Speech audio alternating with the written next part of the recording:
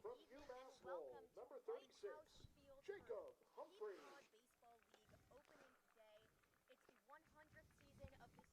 Batting second, the second baseman from Cal State Northridge, number 30, Ali Camarillo. Batting third, the shortstop from Kansas State, number 31, Kaylin. I think it should be fun. 25th season for Coach Scott Pickler. Of course, the 100th season for the Cape Cod Baseball League. Always a lot of excitement, anticipation, a lot of temporary players that are here for both of these teams, or rosters that have certainly going to see a lot of changes over the next couple of weeks, but glad to be here on Cape Cod in early June. Get ready to kick this season off here tonight. Batting sixth, the right fielder from Princeton, number 10, Matt Scannell. Batting seventh, the catcher from Skidmore College, number 29, Jackson Horna. Batting eighth, the third baseman. Yeah, a lot of speed on both sides, really high steal numbers. Of course, they play on natural grass in this league. Some of those balls on the infield do tend to get eaten up. There's a lot of pressure on both of these infields here today with the amount of speed throughout both of these lineups. On those ground balls, you're going to have to hurry a lot of these throws over to first base. The starting pitcher for Harwich from Old Dominion is number 39, Sam Armstrong.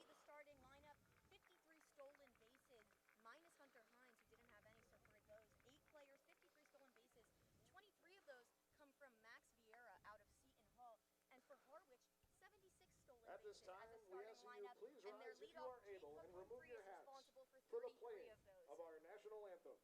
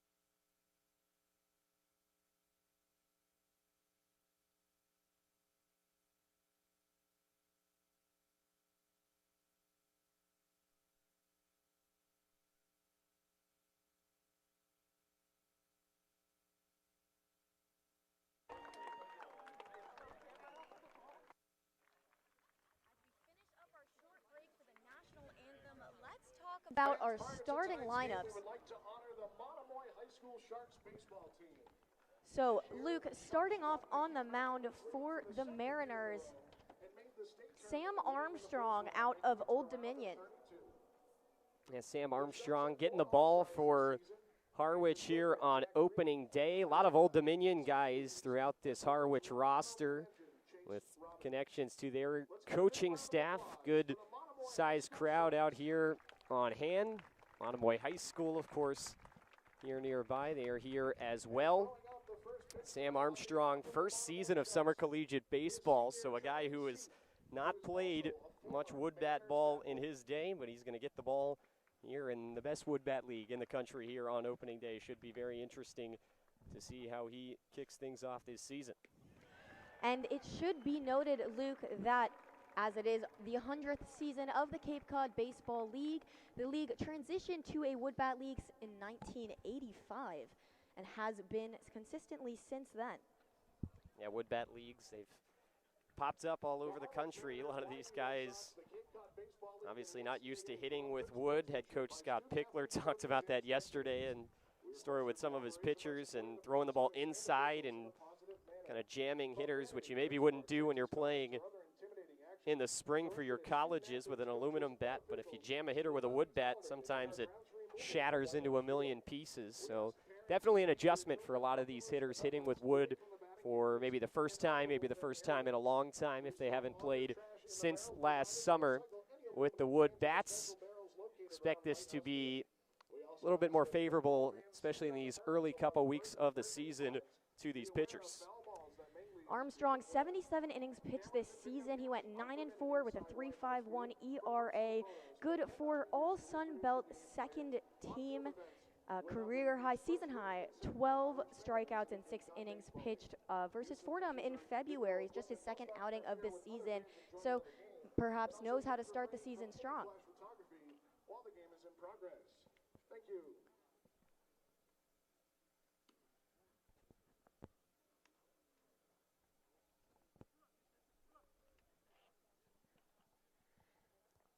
And for YD, leading off today is Nathan Archer out of Bowling Green.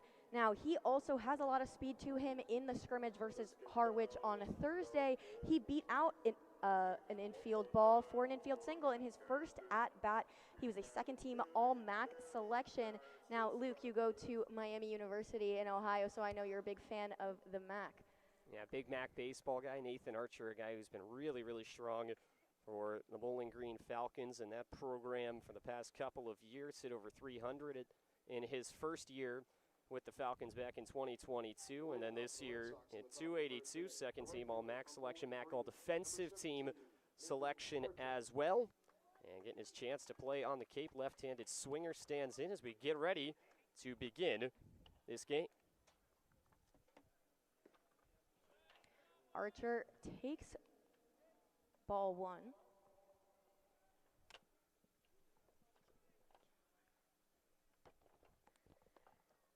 Armstrong taking his time on the mound. It should be noted that the Cape Cod Baseball League goes with NCAA rules, so there is a pitch clock in play. However, it is not displayed publicly, and the second base umpire is keeping track of that. Counts 3-0 on Archer to start things off.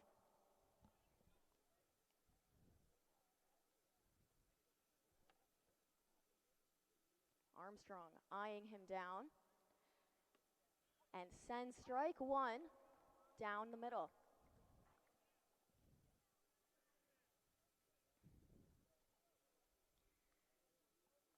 Counts now 3-1 here at the top of the first. The pitch comes for strike two.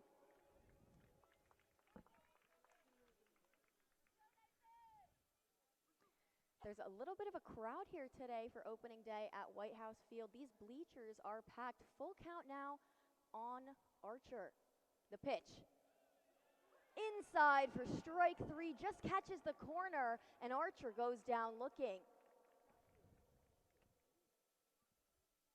Second baseman from Kansas State, number 10, Brady Day. That brings Brady Day up to the plate. Second in the lineup for the Red Sox. 6-foot second baseman out of Pinkerton Academy High School and Kansas State University. He takes ball one upstairs. He was a member of the Big 12 All-Tournament team this season, batted .385 in that tournament. Unfortunately, Kansas State did not make it past that, which is why Day is here with us. And he was an All-Big 12 honorable mention as well. 1-0 count to Brady Day. The pitch. Day takes again for strike one. 2-1 now to Day. Armstrong slings it in. Upstairs again for ball three. The YD batters have yet to swing at a pitch. Day batted .356 this season. Finally offers at a ball, fouls it back for strike two, and the count runs full again.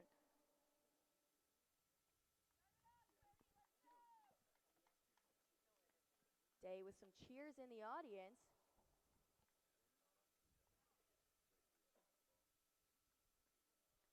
And he calls his time, steps out of the box.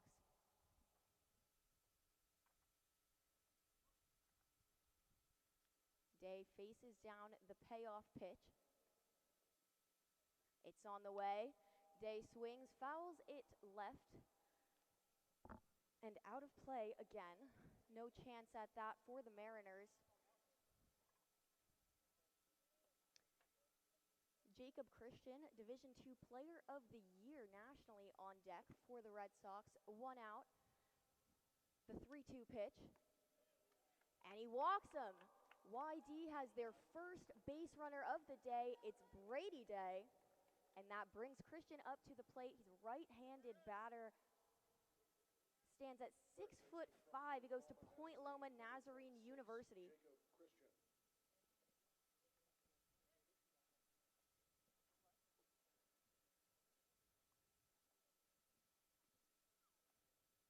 Armstrong rocking back and forth. First pitch on the way.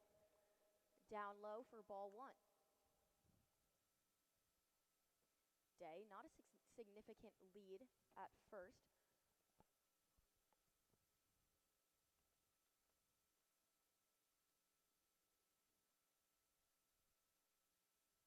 Second pitch on the way. Swing and a miss from Christian, way ahead of that one.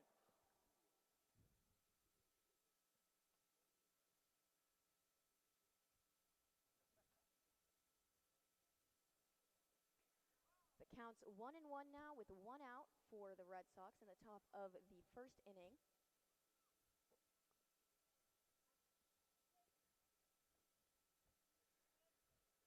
Day, small lead on first. Armstrong. Christian checks his swing, ball 2.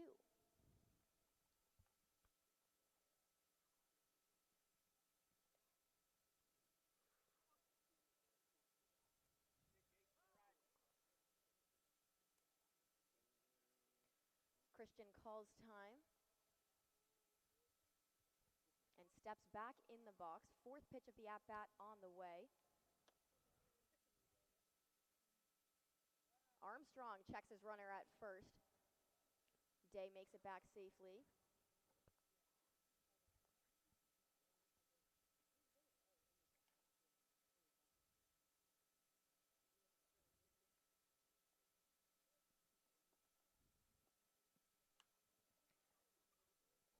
Christian fouls it back again.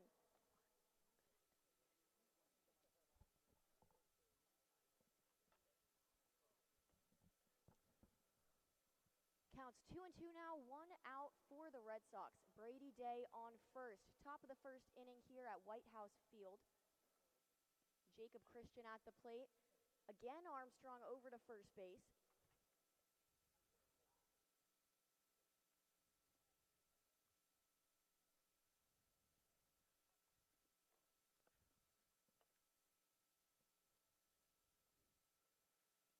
Quiet here at White House Field. The 2-2 pitch. Christian pops it up behind him once again. Third foul ball of the at-bat.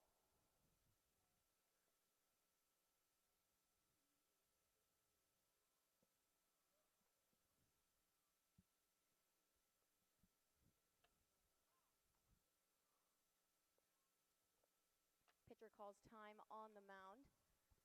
Day, small lead at first. Armstrong preparing to pitch. The count's still 2-2. Armstrong sends the pitch. Christian fouled back again, this time straight into the fence. Yeah, this is a really, really solid at-bat from Christian. A game that started off a little bit sleepy, not super aggressive at the plate. These Red Sox drew a walk. Now Jacob Christian just waiting for something he likes. Got a big swing earlier in the at-bat. Still waiting for one over the plate.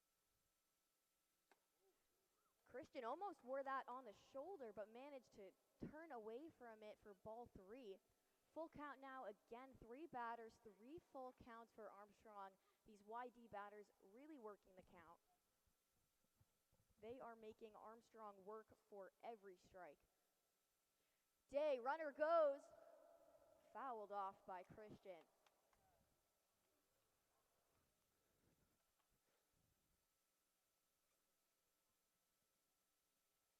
Count still full, 3-2, 1 out. for the Red Sox. Brady Day on first.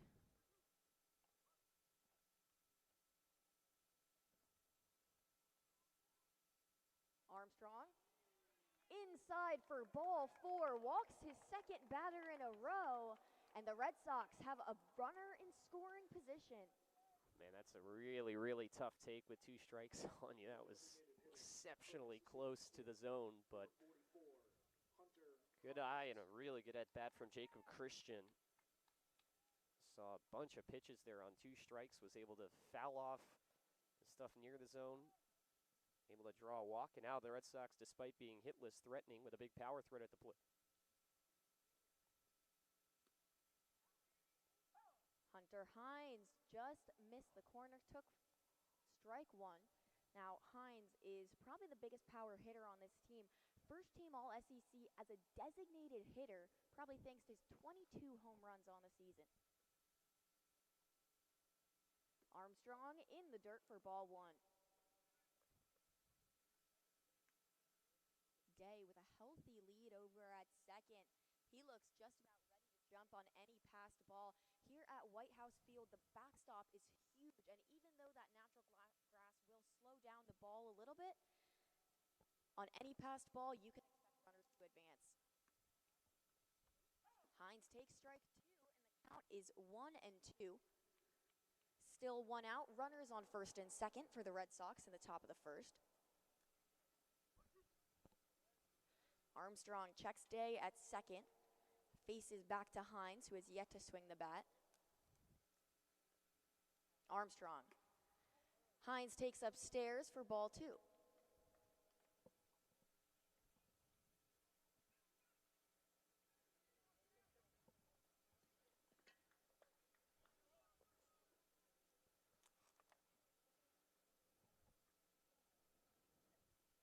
Armstrong checking back and forth. The 2-2 pitch. Hines takes just outside for ball 3. Another full count.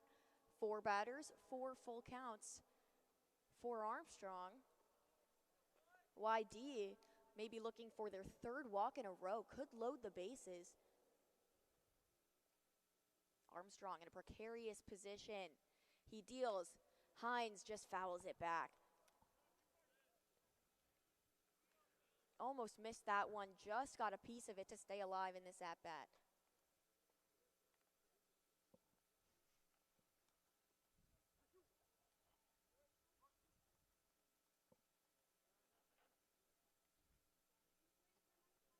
The payoff pitch, Hines swings, fouled back again.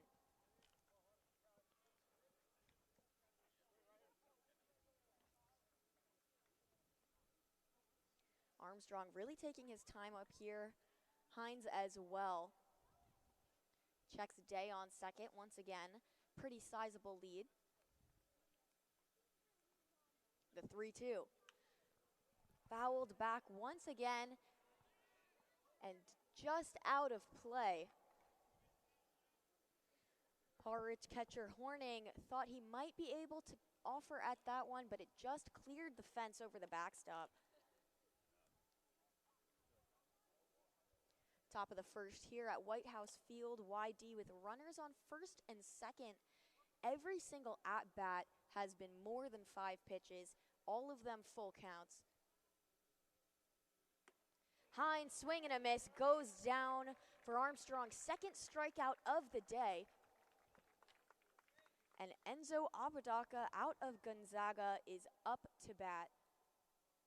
Center fielder from Gonzaga. He was an all-West Coast Conference honorable mention and all-freshman team in 2022. 6 stolen bases for him this season. A little bit of speed there.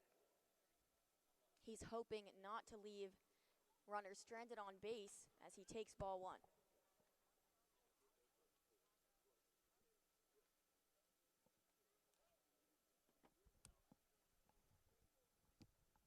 One and 0 count for Abigail.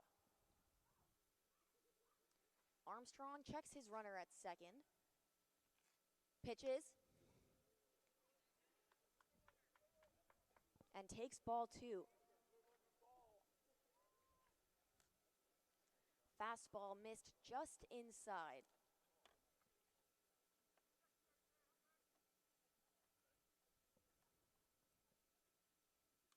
Apodaca fouls it back again. He batted .281 this season at Gonzaga. 13 doubles, 3 triples, and 3 home runs. 3 triples, that's rare in a college season. Definitely significant, shows just the speed he's capable of. Day at second. Apodaca takes ball 3. Armstrong just missing the zone on these pitches, but these YD batters are being extremely patient. Seems they have a strategy of take first, swing second. And Apodaca takes strike 2, another full count. 2 outs here in the top of the first at White House Field.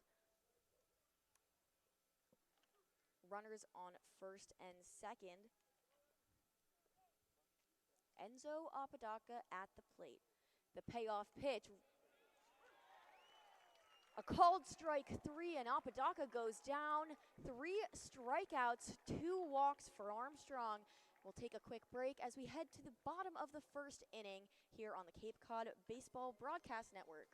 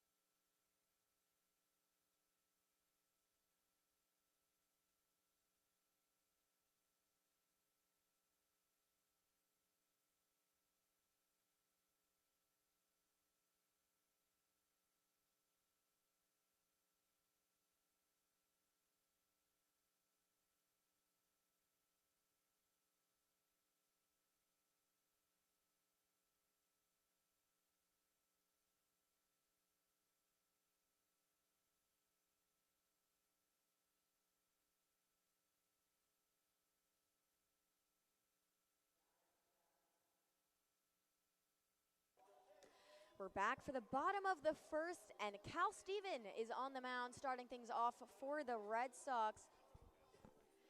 The pitcher is coming from Purdue this season at a 5.21 ERA, 7-4 record in 14 games starting, 76 innings pitched, so definitely can go deep into games.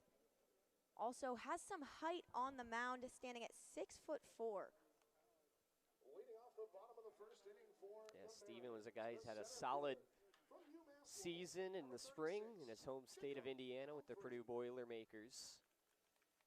Great high school career in that state as well.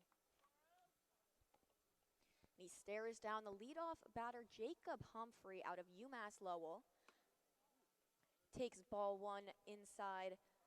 Fastball just missed the top of the zone inside. Humphrey, speediest guy on the team, 33 stolen bases this season. And Steven, strike 1. Counts 1-1. Humphrey batted .317 with a .421 on-base percentage. And he hits a deep ball towards center field. It's heading to the wall and caught just before the wall by Enzo Apodaca. He was just slightly under it. If it had a little bit more barrel contact, that ball certainly could have been out of here, but it was absolutely skied.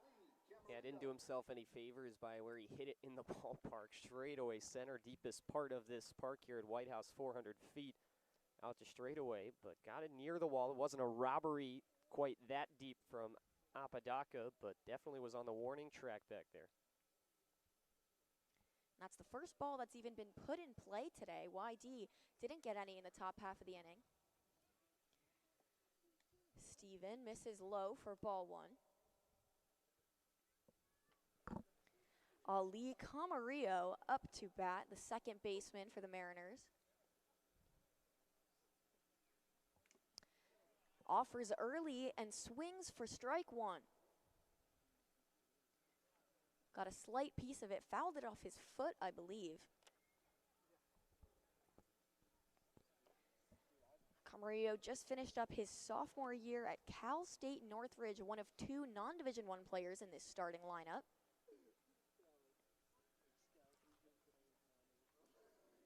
The count's 1-1 on him here in the bottom of the first inning. Gets good contact down the third baseline, and it drops fair. Now heading into foul territory. That's going to be at least two bases. Finally fielded by the Red Sox, and it's a stand-up double for Camarillo. Jimmy Evans way out of position considering where that ball dropped. He had a long run to get it in quickly. And honestly, the Red Sox are lucky that it was only 2 and not 3 on that. Yeah, just pulled it down the line and out and left. Evans was shadowed a little more towards the gap, but that ball was just kind of blooped and had enough side spin on it to take it to the sidewall. An easy two-bagger for Camarillo.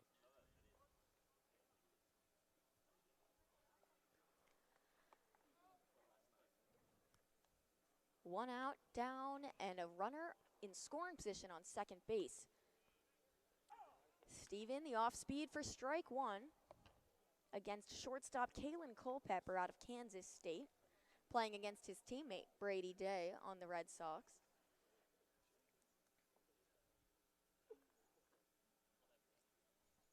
Culpepper in the right-handed batter's box. Steven sends it, and Culpepper, a blooper towards short, caught easily by Max Vieira. And that's 2 outs now for the Red Sox. Runner, not a chance to advance. So Steven redeems himself in just one pitch after that nasty double from Camarillo. That's what happens when you bring the ball up in on the hands. You get the swing, it kind of jams up on that wood bat. You get the soft contact towards short. Vieira was there for YD. Mariners designated hitter Kennedy Jones also batting in the right-hander's box. He takes ball one low.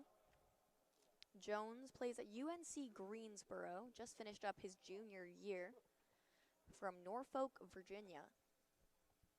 1-0 count, 2 outs in the bottom of the first. Score is even at 0 for the YD Red Sox and the Harwich Mariners. Steven checks his runner at second, slings the pitch and gets a swing and a miss. Pappas lost the ball and the runner advances.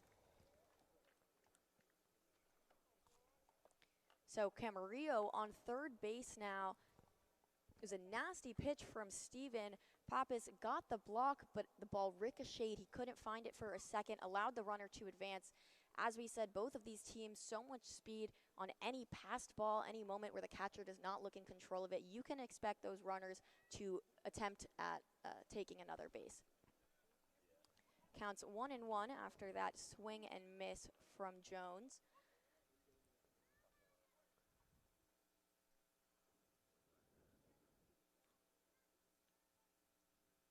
The pitch. Swung on sharply towards left field, drops just foul. Almost an identical hit to his teammate, but this time just a little too far left. Caught a little more barrel and just spun that ball, and it was directly up the line. It just dropped barely foul. It would have brought in the run with 2 outs. You need that base hit. Jones took a little walk after that one, left his bat standing balanced on its head on home plate. Haven't seen that before. 1-2 count now to Jones.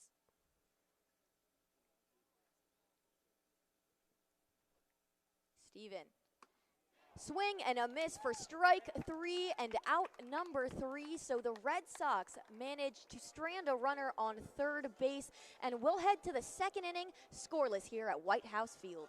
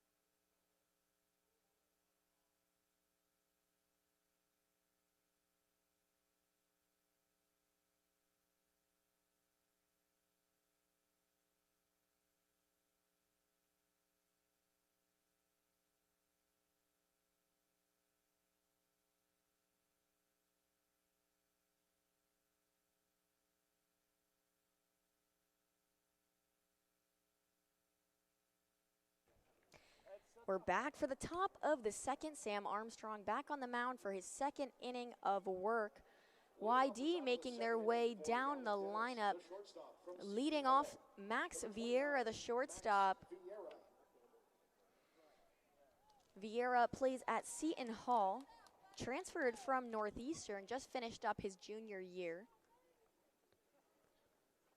Swings at the first pitch, grounded up to second base, collected easily for out number 1.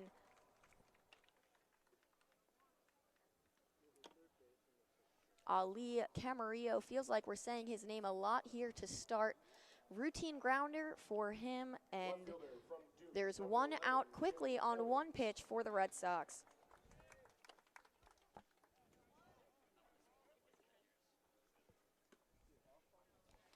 Jimmy Evans, the first lefty we've seen today, takes strike 1. Evans just finished up a Division III career at Tufts, as he takes strike 2 in the exact same spot and is transferring to Duke next season, which is why he was announced as a Duke player today, even though Duke is still playing in the Super Regionals.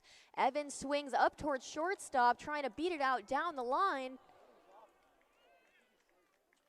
And he's called out almost off the bag for the Mariners. Fitzgerald, his height helped him out on that one. A tough play over from Culpepper, but Evans just could not leg that one out. So 2 batters, 2 outs down.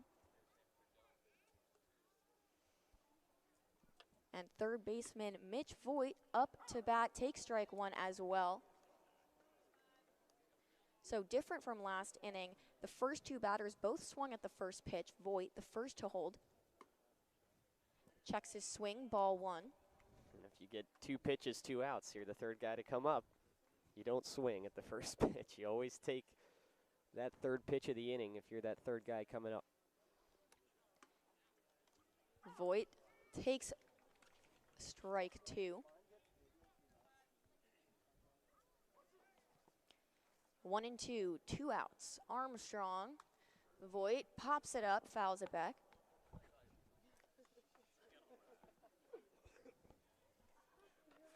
Fouled it on a checked swing just now. Kind of a safety protection.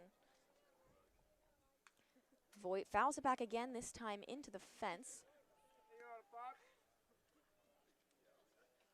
And we've got the Harwich and the YD bat kids both running out to get that one. YD beat the Harwich kid to it, but gave the ball back to him.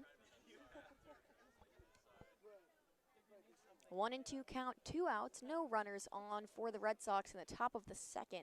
Sam Armstrong, the pitch, fouled back again into the fence. Voigt just finished up his freshman year at Michigan. He's a two-way player, pitcher and a hitter. He was a Big Ten Freshman of the Week the last week of the season. Voigt fouls it on a check swing again, second one of this at bat. He played 54 games where he had an at bat, and he had 19 appearances on the mound as a pitcher as well. Voigt fouls it towards the Harwich dugout. He was just invited as well to a Team USA U20 training camp later this summer. It's going to be part of what they hope at University of Michigan's a rebuild of a really proud program. New head coach under Tracy Smith just finished up his first year there. Almost hits him. Voigt turns away for ball 2. Everything's even across the board now. 2 balls, 2 strikes, 2 outs, no runners on. In the top of the second. Swing and a miss. Voigt goes down. 3 up, 3 down here in the top of the second for the Mariners. And they will be up to bat when we're back for the bottom of the second.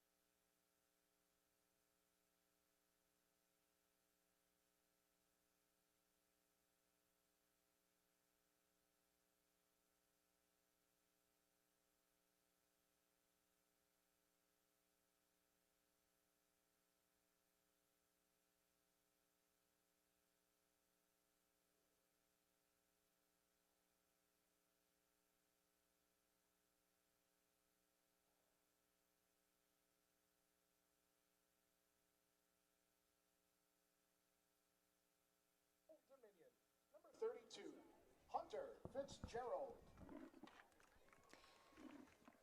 We're back in the bottom of the second, and Hunter Fitzgerald is up for the Mariners, the first baseman. Facing down Cal Steven again. Fastball down the pipe for strike 1.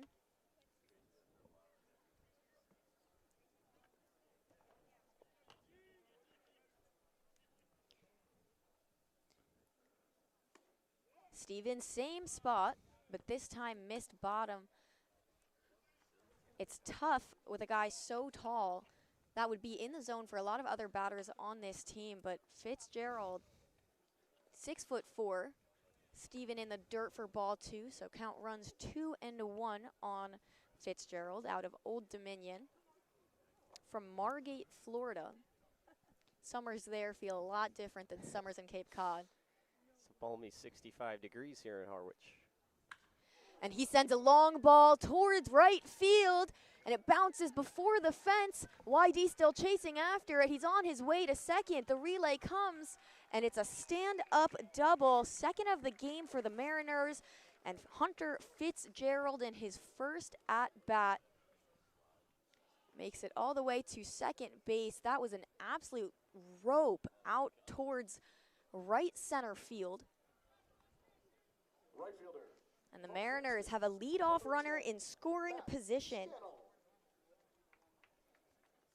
That can be some of the trade-off. If you're a pitcher that throws hard, sometimes it just gets reflected back the other way. We've seen a couple balls that have been barreled by this Mariners lineup so far off Cal Steven through these first couple of innings.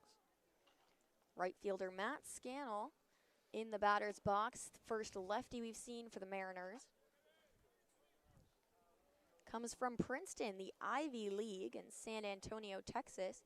Just finished up his junior year over in Princeton, New Jersey.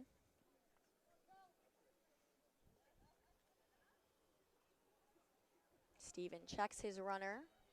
The 1-0, high for ball 2. Ivy selection. He's played in the Northwoods League and the Coastal Plain League, two of the other top summer collegiate leagues in the country. First season on Cape Cod for Scannell. Max Vieira, the shortstop, backing up second right now. There is a shift in play for the Red Sox. Vieira all the way almost on the other side of second base, and the outfielders majorly shifted towards right field right now. Let's see if Scannell can take advantage of that.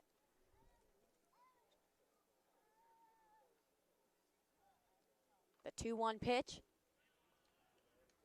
Missed inside, ball 3.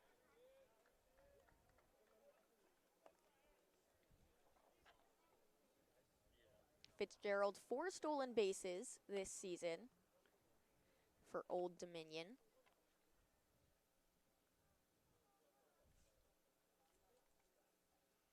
Steven, the pitch, inside, and he walks him. First walk of the game for Cal Steven, and the Mariners have runners on first and second. No outs in the bottom of the second inning. Not the worst thing necessarily. You set up the double play. You did have that base open at first. You're bringing up now the 7, 8, 9 guys in this Mariner order, but you do have to be careful. ID's going to bring the corners in. Maybe playing for a bunt here from Horning. Horning, a Division III player from Skidmore College, the catcher today. The first pitch of his at-bat is hit sharply towards right field, and it's going to drop before the wall. That's going to score one, if not more. The relay comes from YD. Runners coming to the plate in time. And Horning makes it to third. YD tried to get the second runner at the plate. The throw came late. Pappas couldn't put on the tag. Horning, a triple for him, 2 RBI, and the Mariners strike first. That was really good power the opposite way. Jackson Horning, a guy who had an OPS almost 1.4 during the college season, and another ball just hit on a line really hard away from these YD fielders, up the line in the opposite field and right. Still no outs, a runner on third now for Kenny Lavari in the 8th spot, who takes ball 1 inside in the dirt. Steven hasn't really gotten the Mariners to jump at those pitches inside, and we'll have a meeting on the mound, the first of the game.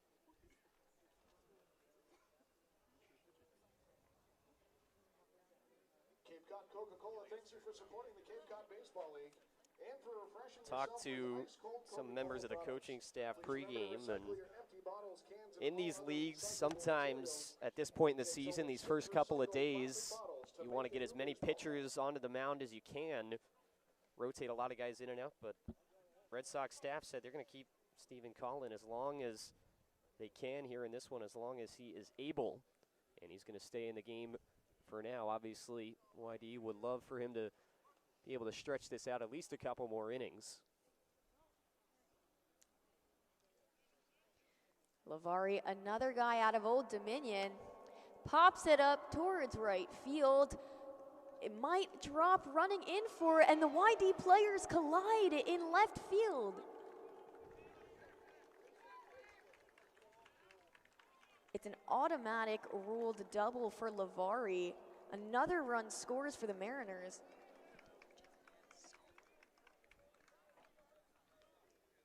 And Steven struggling on the mound right now. as the 9-hitter Ryan Wilson, left fielder out of Davidson, comes to the plate. Yeah, that's just tough luck for Steven. Get that weak contact popped up in the air and just trouble from the defense behind him with the players colliding around that one. Out towards center, running for it is Apodaca, can't make the play. Archer in right field throws it in. Another double. But Lavari only takes one base, so runners on second and third. 3-0 Mariners in the bottom of the second. From UMass Lowell, number 36, Jacob Humphrey.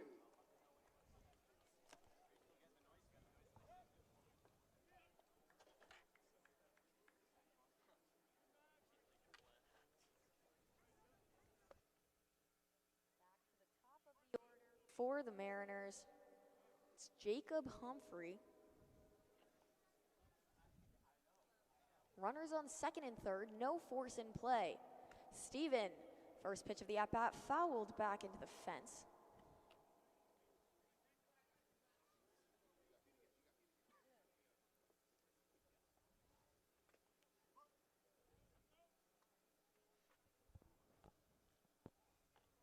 Short lead off third.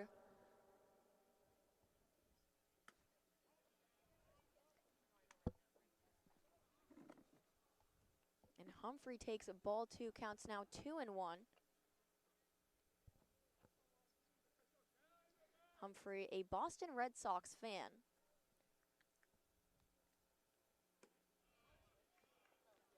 Steven misses again for ball three.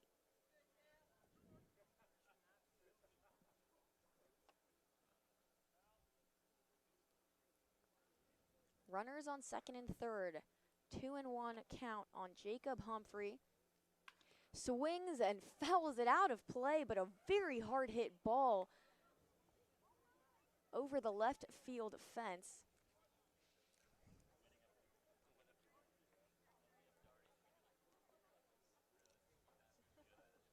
The Mariners are making very good contact right now. No outs. In the dirt, good block from Pappas, keeps the runners at bay. Full count now. So on the play where the players collided for YD and left, that was ruled a single to Kenny Lavari, and then the following play was ruled an error by YD center fielder Enzo Apodaca when the ball went off his glove in right center. Swung on up towards third base, checks the runner, makes the play over at first. And YD gets its first out of the inning. Mitch Voigt, solid play at third base, holds the Mariners at bay. And YD, finally, it feels like it's been a long time in this bottom of the second inning, record their first out. Yeah, really nice to be able to record that out. Textbook for Mitch Voigt, that ball's hit hard enough where Lavari didn't even think about it. No reason really for him to think about breaking for the plate there with still nobody out. Voigt was able to charge, look the runner back, and then throw to first to keep the run off the board. Lee Camarillo back. Swings at the first pitch and fouls it back over our heads. Maybe the first mad dash by all the kids here this season for a foul ball.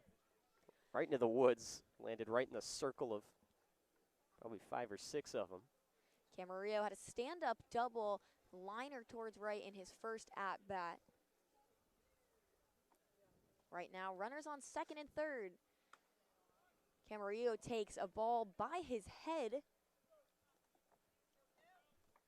The count's a 1-1.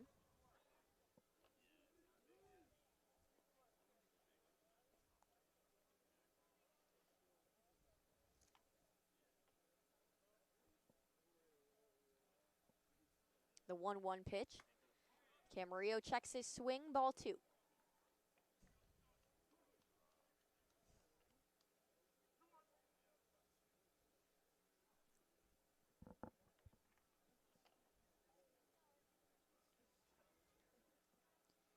Two and one with 1 out. Steven flings it in, swing and a miss for strike 2.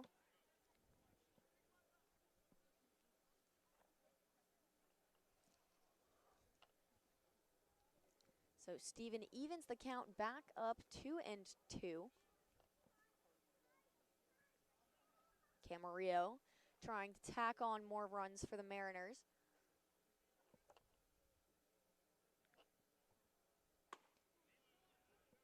Check swing, ball 3, full count. He had 44 RBI this season after 14 last season, so he tripled his RBI. He was clutch with runners in scoring position.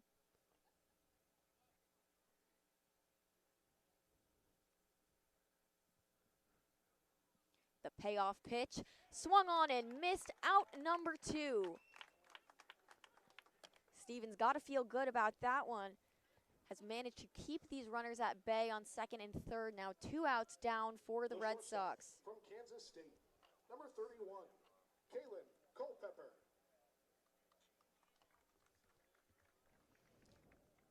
Shortstop Kalen Culpepper, number 31, back in the right-hand batter's box.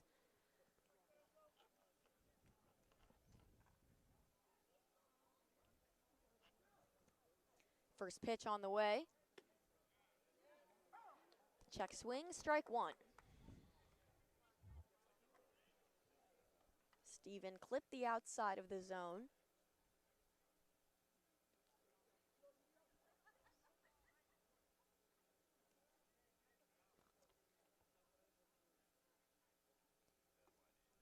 Culpepper holds ball 1.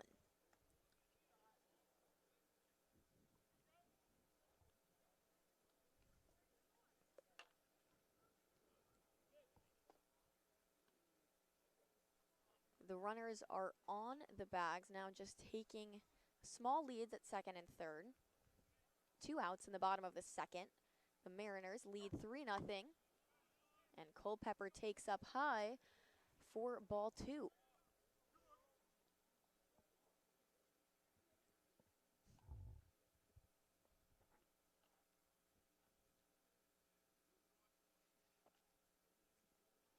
Culpepper played in the Appalachian League last summer. Ooh, and he takes a tough one on the shoulder. He wore that one. That's gotta hurt. The bases are loaded now for the Mariners as Culpepper walks it off and trots down to first. Yeah, no padding up where that hit him.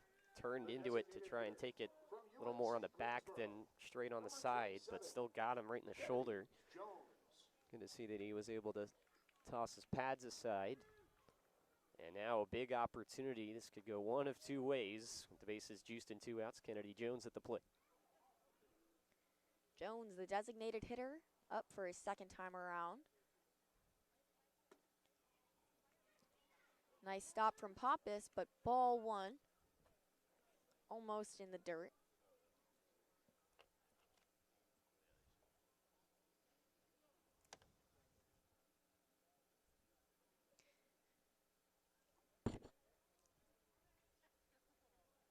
Steven clips almost clips the bottom of the zone, but just missed for ball 2. He's been using his cutter a lot today, breaking down and away from these right-handed batters.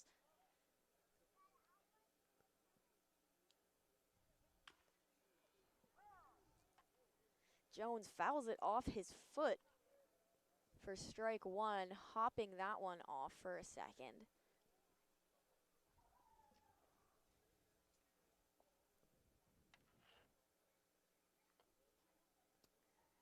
The bases are loaded for the Mariners. It's Kenny Lavari at third, Ryan Wilson at second, and Culpepper at first.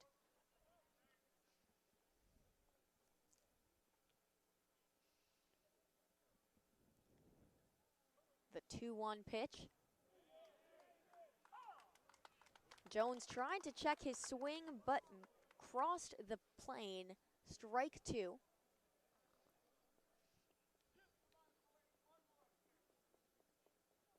Steven could end the inning right here.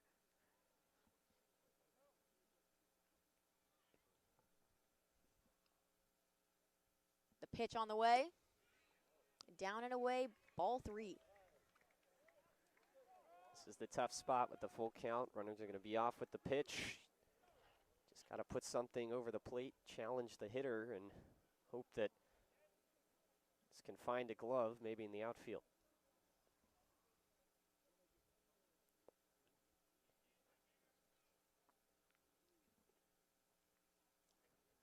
Steven pitches.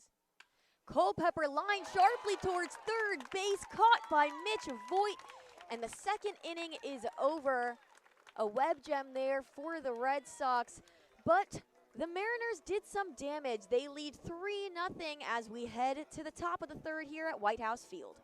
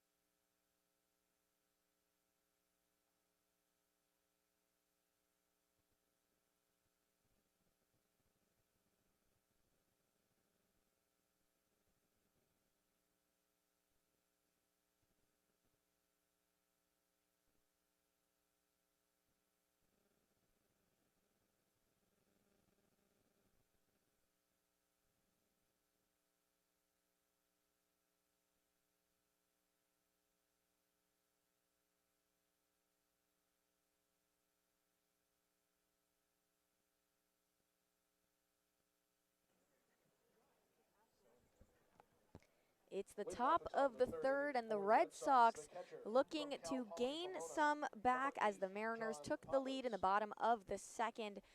Johnny Pappas in the 9 spot, starting things off. Check swing, ball 1. Sam Armstrong on the mound for his third inning of work.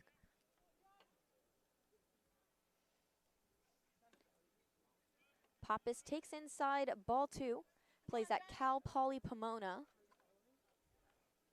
He's from Chino Hills, California, so California all around.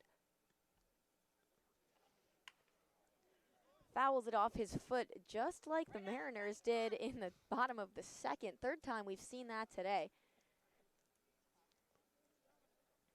It's got a nice West Coast flair to this lineup from Coach Pick, Cypress College skipper.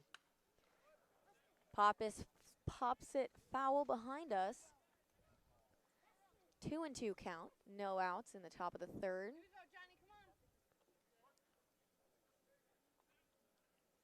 Armstrong, Pappas swing and a miss. He goes down swinging.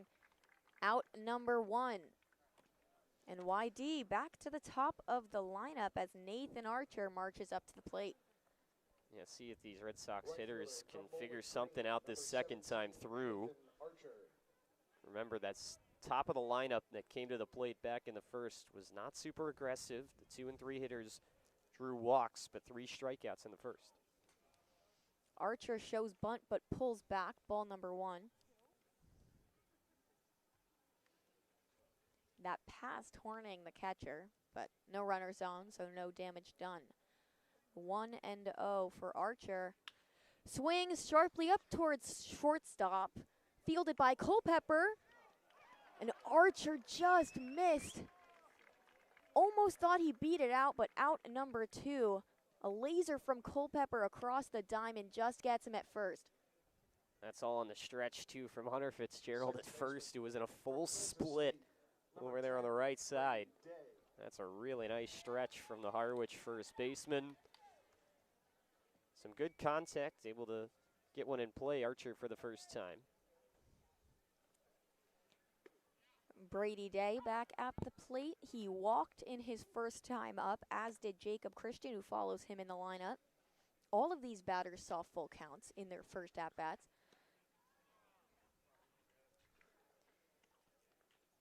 As Day takes ball one, so 1-1 to him, 1 out. Mariners lead 3-0 in the top of the third inning. Armstrong, Day, soft contact, but stays fair. And Horning gets him out at first for out number 2. Day made accidental contact with that ball.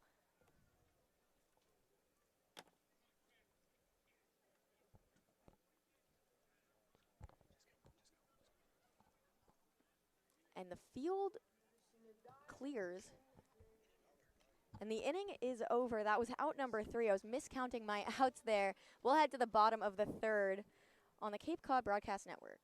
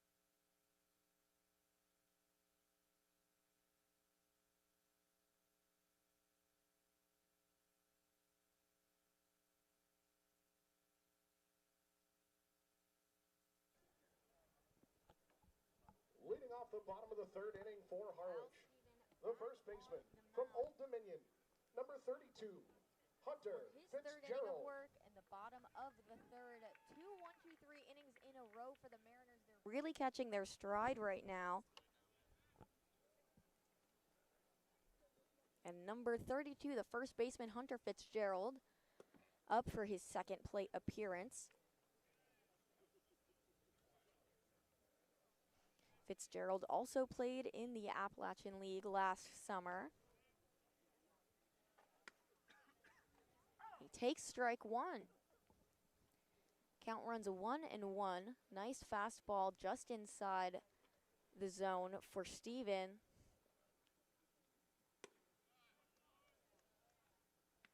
And another fastball just missed down and low.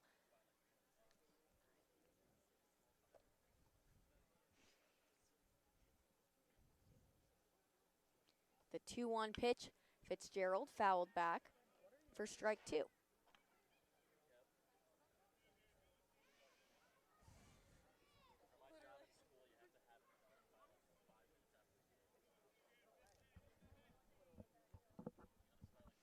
The 2-2, Fitzgerald fouls it back again. The sun starting to set here. It's about 6:30 p.m. in Harwich, Massachusetts. Shadows from the trees just starting to creep over the field.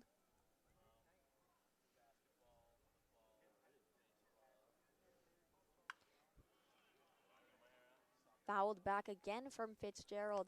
The sun is setting directly behind home plate, so tough vision for the outfielders. This could also be a little tough at the plate, too, with the shadows halfway between home plate and the mound. Fitzgerald up towards second, fielded and caught by Jacob Christian, who fell over as he was making the stretch. Brady Day sprinted for it, fielded the ball, and YD has 1 out in the bottom of the third. Maybe their toughest play in the infield so far today, and they were successful. Took a second for the umpire to make the call, as Christian's foot was on the bag and then off the bag, but it was on the bag enough to make the play.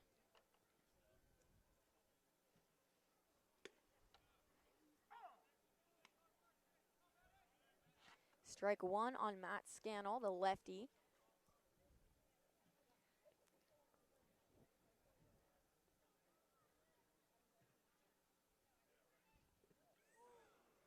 swings on his knees, strike 2. Going for the fences on that one. Yeah, that's been a pitch that Cal Stephen has had working for him a couple of times. You've seen him make a couple of these Harwich hitters look silly, putting one in the dirt. See if he goes back to that later on. Scannell check swing, and he went. Strikeout for Stephen. Red Sox throwing it around the horn. They're feeling themselves right now. 2 up, 2 down here in the bottom of the 3rd. Yeah, regrettable swing there from Scannell. Knew it right away. Wasn't able to hold it back. A fastball that I think Call was trying to raise the sights on, put it above eye level, but still got the swing and miss.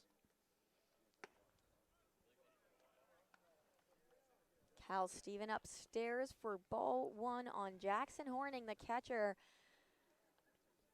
He had a double in his first plate appearance, couple of RBI. Actually turned into a triple when the Red Sox tried to make a play at the plate. 2-0. Stephen hurls. Horning tried to make it look like it was inside, but umpire calls strike 1. 2 balls, 1 strike, 2 outs. Bottom of the 3rd. Horning hits it high and out of play, heading towards the fence.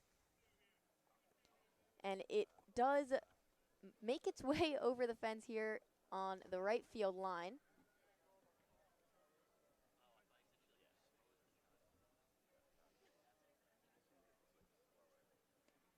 Horning's best contact of the day. One of the first foul balls we've seen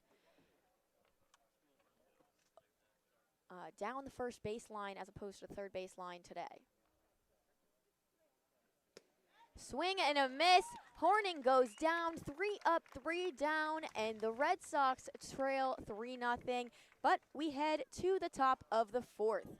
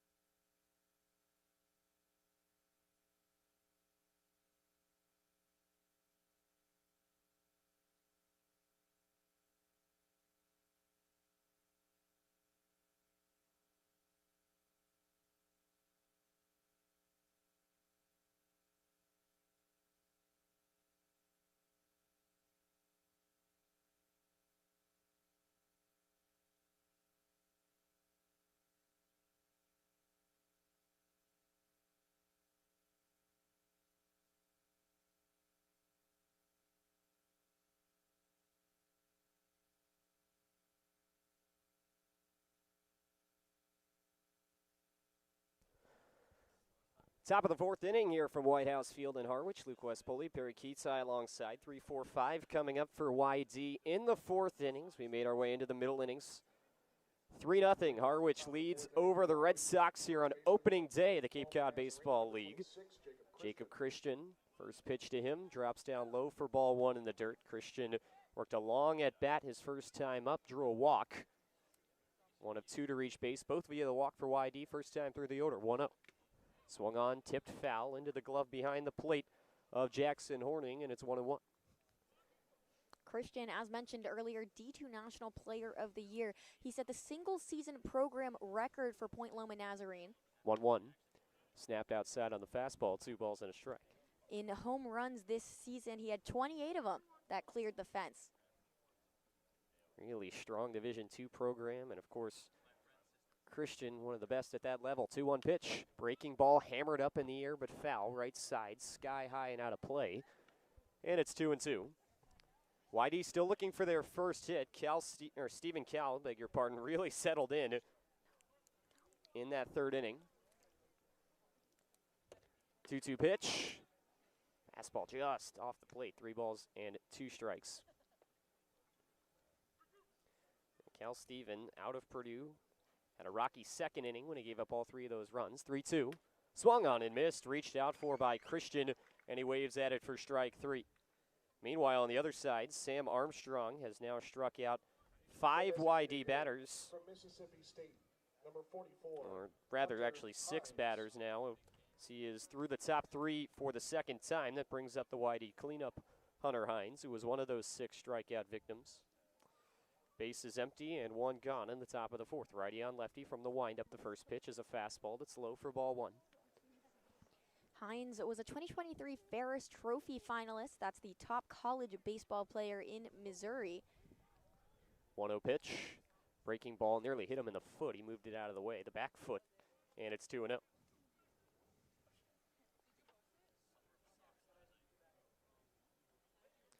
2 balls and no strikes.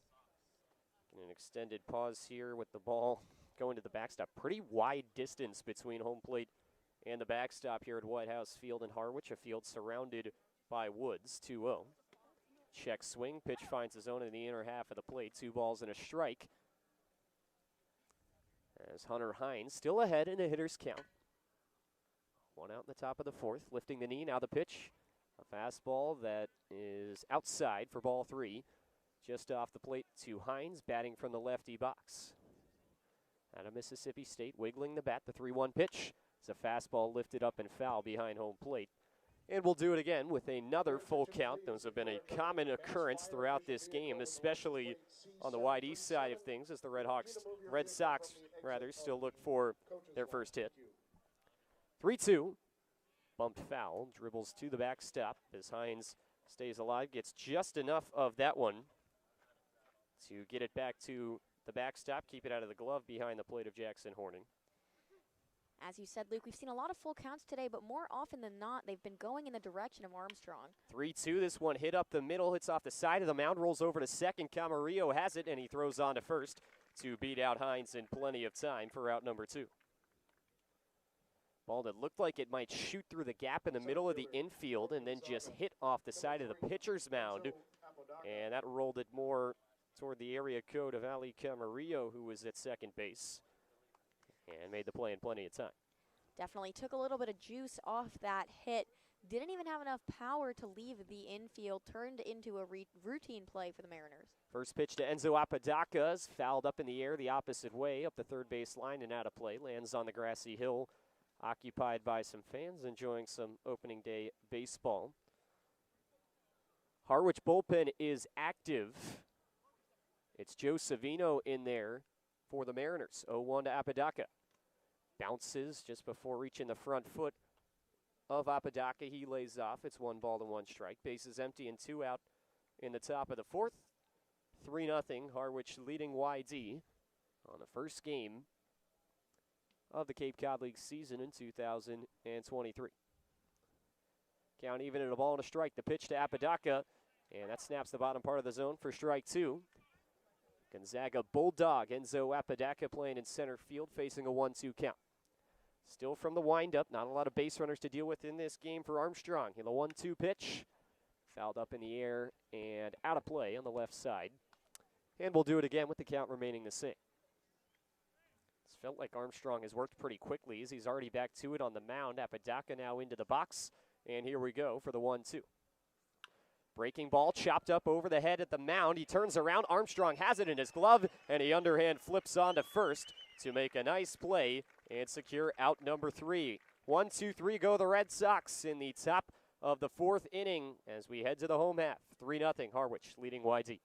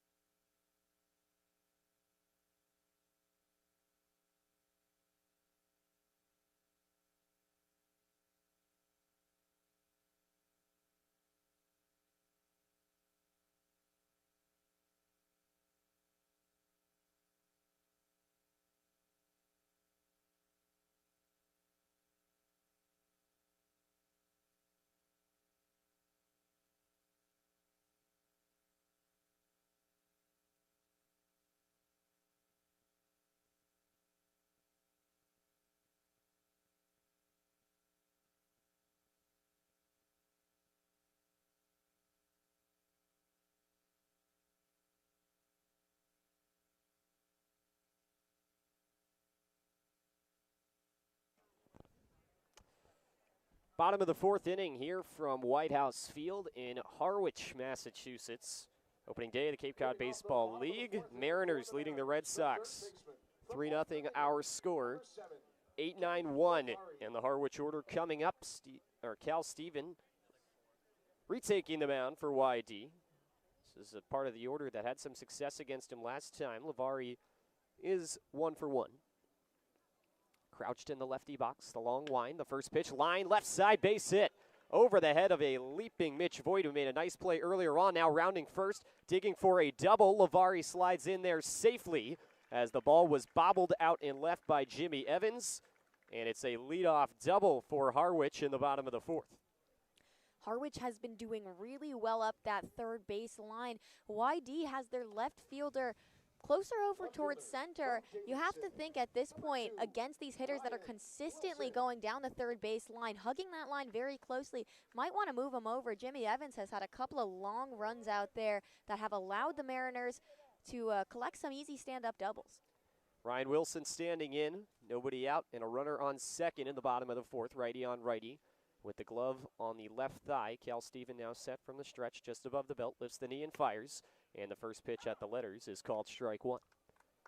Ryan Wilson occupying the 9 spot, hit one into the gap in right center field his last time up. Enzo Apodaca had the ground covered, but wasn't able to squeeze it in the glove. It went off the leather and dropped down onto the field.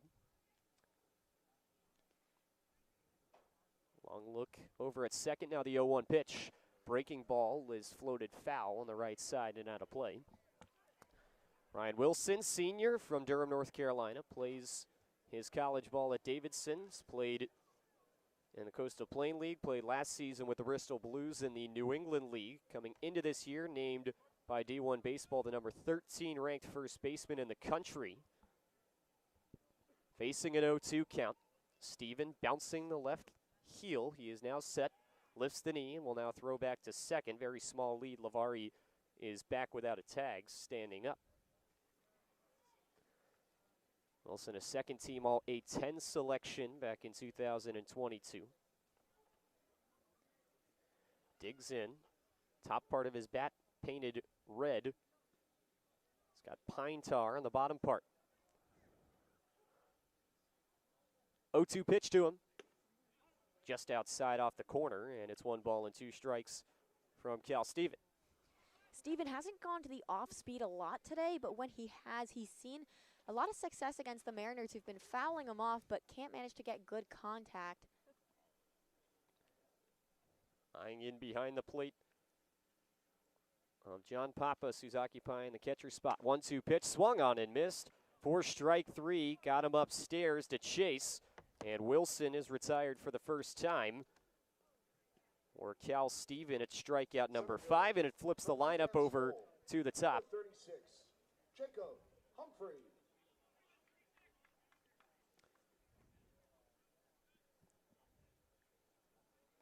Jacob Humphrey standing in. Third time through the order now for the Mariners in just the 4th inning. First pitch is tapped foul behind home plate. Humphrey 0 for 2 with a fly out to center and a ground out to third base. Runner on second with 1 out. On deck, Ali Camarillo hit a double back in inning number 1. Humphrey's a New England native. He's from Maine, goes to school in Massachusetts, supports all New England sports teams. Righty on righty, 0-1 pitch is a breaking ball, and that's right down the chute for strike 2. Another solid off-speed pitch for Steven, another strike. He's ahead in the count, which has been rare for him today. Looks like he may have settled in here in these middle innings. 0-2 pitch on the way. Fastball in the other batter's box. Humphrey lays off, 1 ball, 2 strikes.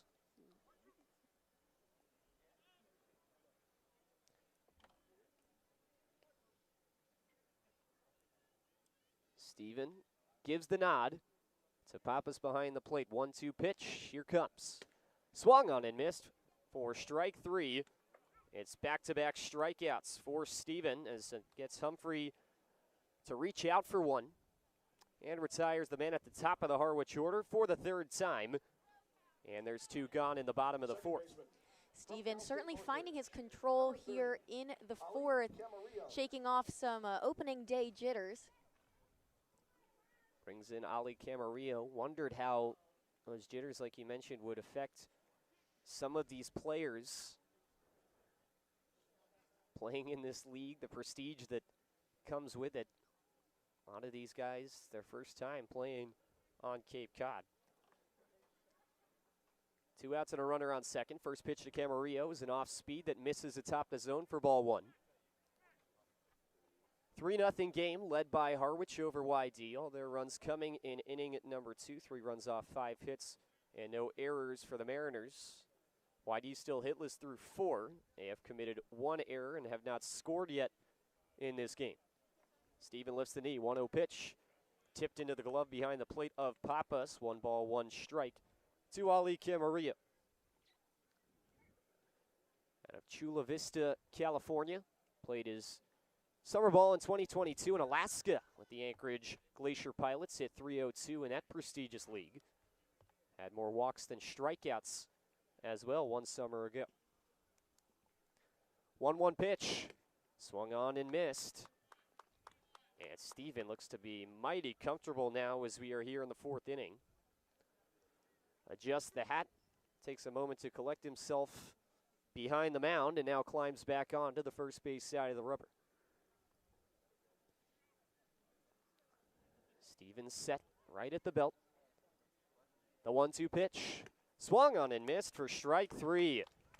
Got Camarillo to reach out for another one as this Harwich lineup beginning to chase a bit here as we make our way through the middle innings. 3 straight strikeouts following the leadoff double for Cal Steven, and it's still 3-0 Harwich as we head to the 5th.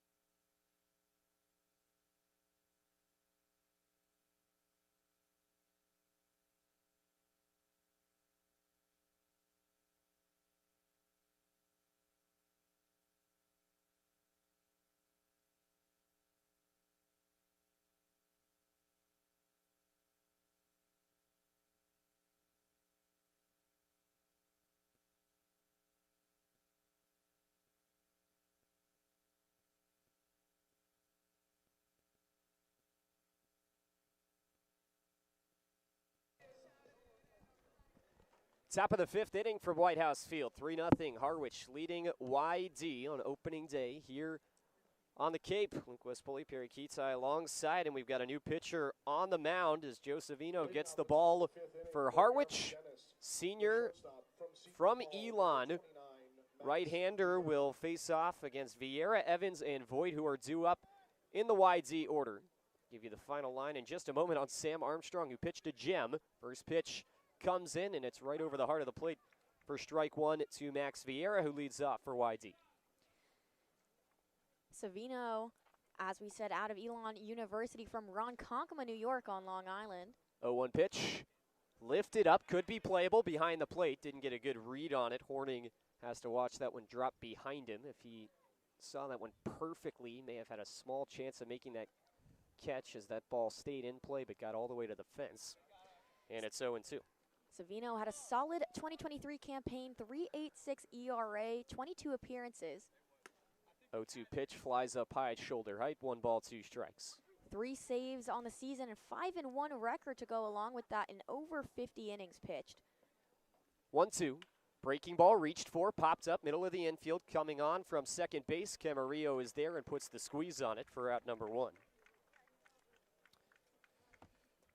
YD remains hitless now through 4 1/3 as Savino looks to pick up where Sam Armstrong left off, who went 4 innings, no runs, no hits, 2 walks, 6 strikeouts. Really strong outing to kick off the season from the Harwich starter. Jimmy Evans standing in, the lefty now for YD. First pitch, and it comes inside. Just blipped out of the glove of Hornig behind the plate. 1 ball and no strikes. This is probably the only point in the season where you throw 4 innings of no hit as the 1-0 pitch comes out and is fouled back. I was going to say 4 innings of no hit ball and you get pulled, but that's just the reality of the early season, wanting to get everybody some innings. 1 ball and 1 strike to Jimmy Evans. And the pitch. Up top, check swing, appeal on to third, and the offering was given by Evans. And so that'll make the count 1-2. Evans 0 for 1 with a ground out to short. Only 2 players in the YD order have reached in the 2 and 3 spots. 1-2 pitch. Breaking ball, low and away in the dirt. 2 balls, 2 strikes.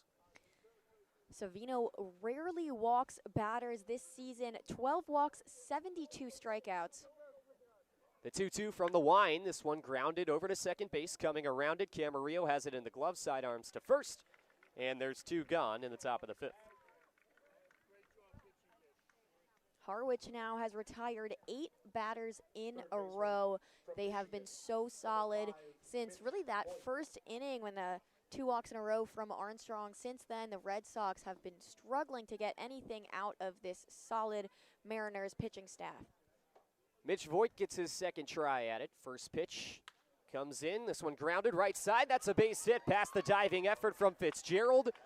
Turnaround first from Voigt, but he'll stay put as that one's fielded cleanly by Scannell and right. And it's something for YD. In the 5th, they extend the inning and get their first hit off a Mitch Voigt base knock. Break that no-hitter here in the top of the 5th. Really hard hit ball, just stayed hugging that first baseline, snuck past first baseman Fitzgerald. Johnny Pappas at the plate, and now Savino forced to throw from the stretch. First pitch, breaking ball, drops low for ball 1. First time we'll see Savino coming out of the stretch. Armstrong had to do it against 2 batters for YD back in the 1st. 1-0 pitch on the way. Fouled back and over the backstop. That one flies beyond the merchandise booth. That has got some people surrounding it. It's a ball and a strike to Pappas. Pretty good crowd here in Harwich on opening day. Long set, now the 1-1. Breaking ball, this one hammered high in the air, out to left field. Backing up is Wilson, continuing to back up, and he reaches up and makes the catch at the wall. He was playing a little shallow. That ball, though, looked like it was going to be a lot further from the fence than it actually was. It got all the way to the track. Regardless, it's an out all the same, and we're done with 4.5. Halfway home from White House Field as we head to the bottom of the 5th inning. It's Harwich 3 and YD nothing on the Cape League Broadcast Network.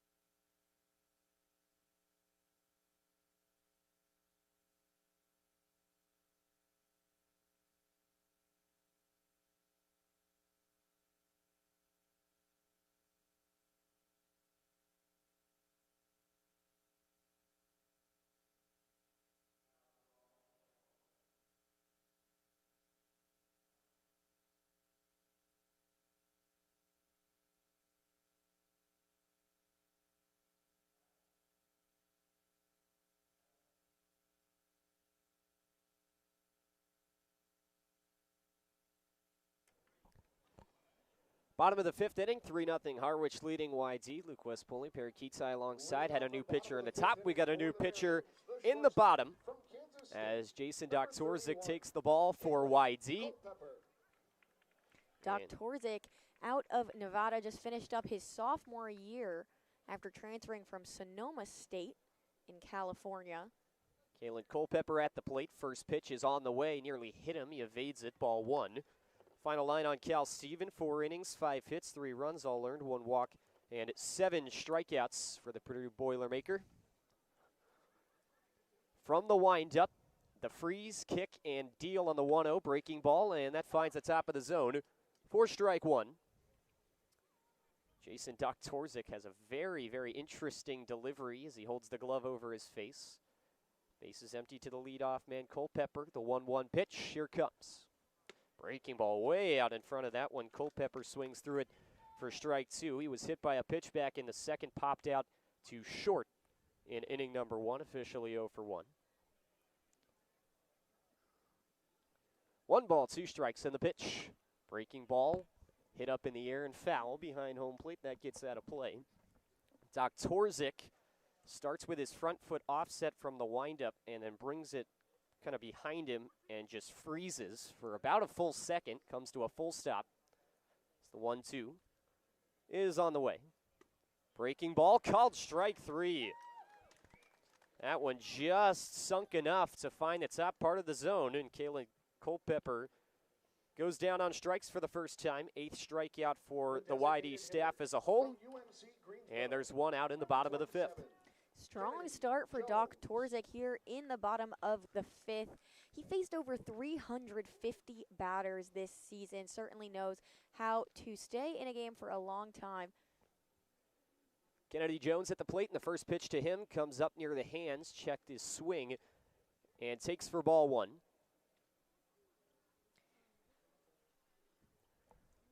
Jones wiggling the bat in the righty box. The 1-0 pitch. Grounded over to third. Boyd has to wait back on it, and it's off his glove. Trickles over to short where it's fielded by Vieira. He will eat it. And Jones reaches first safely without a throw. We will check the scores decision on that one. Looked like a second guess from Mitch Voigt, who took about a half step to charge up on that ball and then decided at the last second that instead he was going to take a step back and wait on it. Got leather on the ball, but it glanced off his glove. And that puts a runner on first with 1 out in the bottom of the 5th for Hunter Fitzgerald. Ruled an E5 by the official score here at White House Field. Righty on lefty now from the stretch. The first pitch comes in, and it's swung on and missed for strike 1. Tough short hop on that. Voigt didn't know how to approach it. With this natural grass field, it's tougher to determine where that ball is going to go, how it's going to hit the grass. From the letters where the ball is held, the 0-1 pitch comes in, and it is tapped foul behind home plate over the backstop and out of play. 0-2 to Fitzgerald. Second error committed by YD in this game. As the towering left-handed hitter, Hunter Fitzgerald, stands in the box, facing an 0-2 count with 1 out and a runner on first in the bottom of the 5th. Nodding, here comes the pitch. Breaking ball hammered the other way, foul. The acoustics of this stadium are rather nice. You can hear the crack of the bat very cleanly. Hunter Fitzgerald, a guy who can hit the ball really hard. Loud contact a lot of times for him as well. Facing an 0-2 count. And the pitch, and he fouls it back. He was drafted by the Rockies out of high school. Chose not to sign and instead went the JUCO route. Spent a couple of years in Florida and then ended up at Old Dominion. Asked why he attended Old Dominion, he said they hit a lot of home runs, and he hits a lot of home runs. Had 22 of them in the spring for the Monarchs. Still an 0-2 count. A breath on the bump from Doktorzik, and the pitch. Breaking ball swung on and missed for strike 3. As he gets Fitzgerald to chase down low just above the dirt. He's retired on the strikeout for the first time. 2 gone in the bottom of the 5th. Number 10, Matt Scannell. Brings in Matt Scannell. He has scored 1 of the 3 runs. Does not have a hit, though. 0 for 1 with a walk. Another left-handed hitter. One batting glove on. It's on his bottom hand, his top hand gloveless with a red arm sleeve on it. First pitch to him is a fastball that is fouled back just over the backstop. Hits off the roof of the press box here at White House Field. Shadows covering about 90% of the infield now, with the only part being a small patch over near second base, where Brady Day is standing for YD. Runner on first, 2 outs in the bottom of the 5th. Doktorczyk nods, and the pitch. This one laced the right side, but foul. Past the leaning effort from Jacob Christian, who tried to smother that ball. Luckily for him, it was pulled too far up the line. And a foul ball leads to an 0-2 count.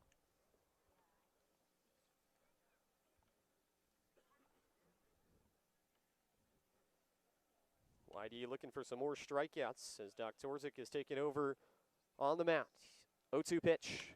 Hit up in the air, should be playable. Shallow left field. 2 players converging for YD. Evans makes the call off in left, and he makes the catch just short of the infield dirt for out number 3. Side retired in the bottom of the 5th. Runner reaches on an error, but no runs come across. For Harwich, it remains 3-0 Mariners as we head to inning number 6. You're listening to YD Red Sox Baseball on the Cape League Broadcast Network.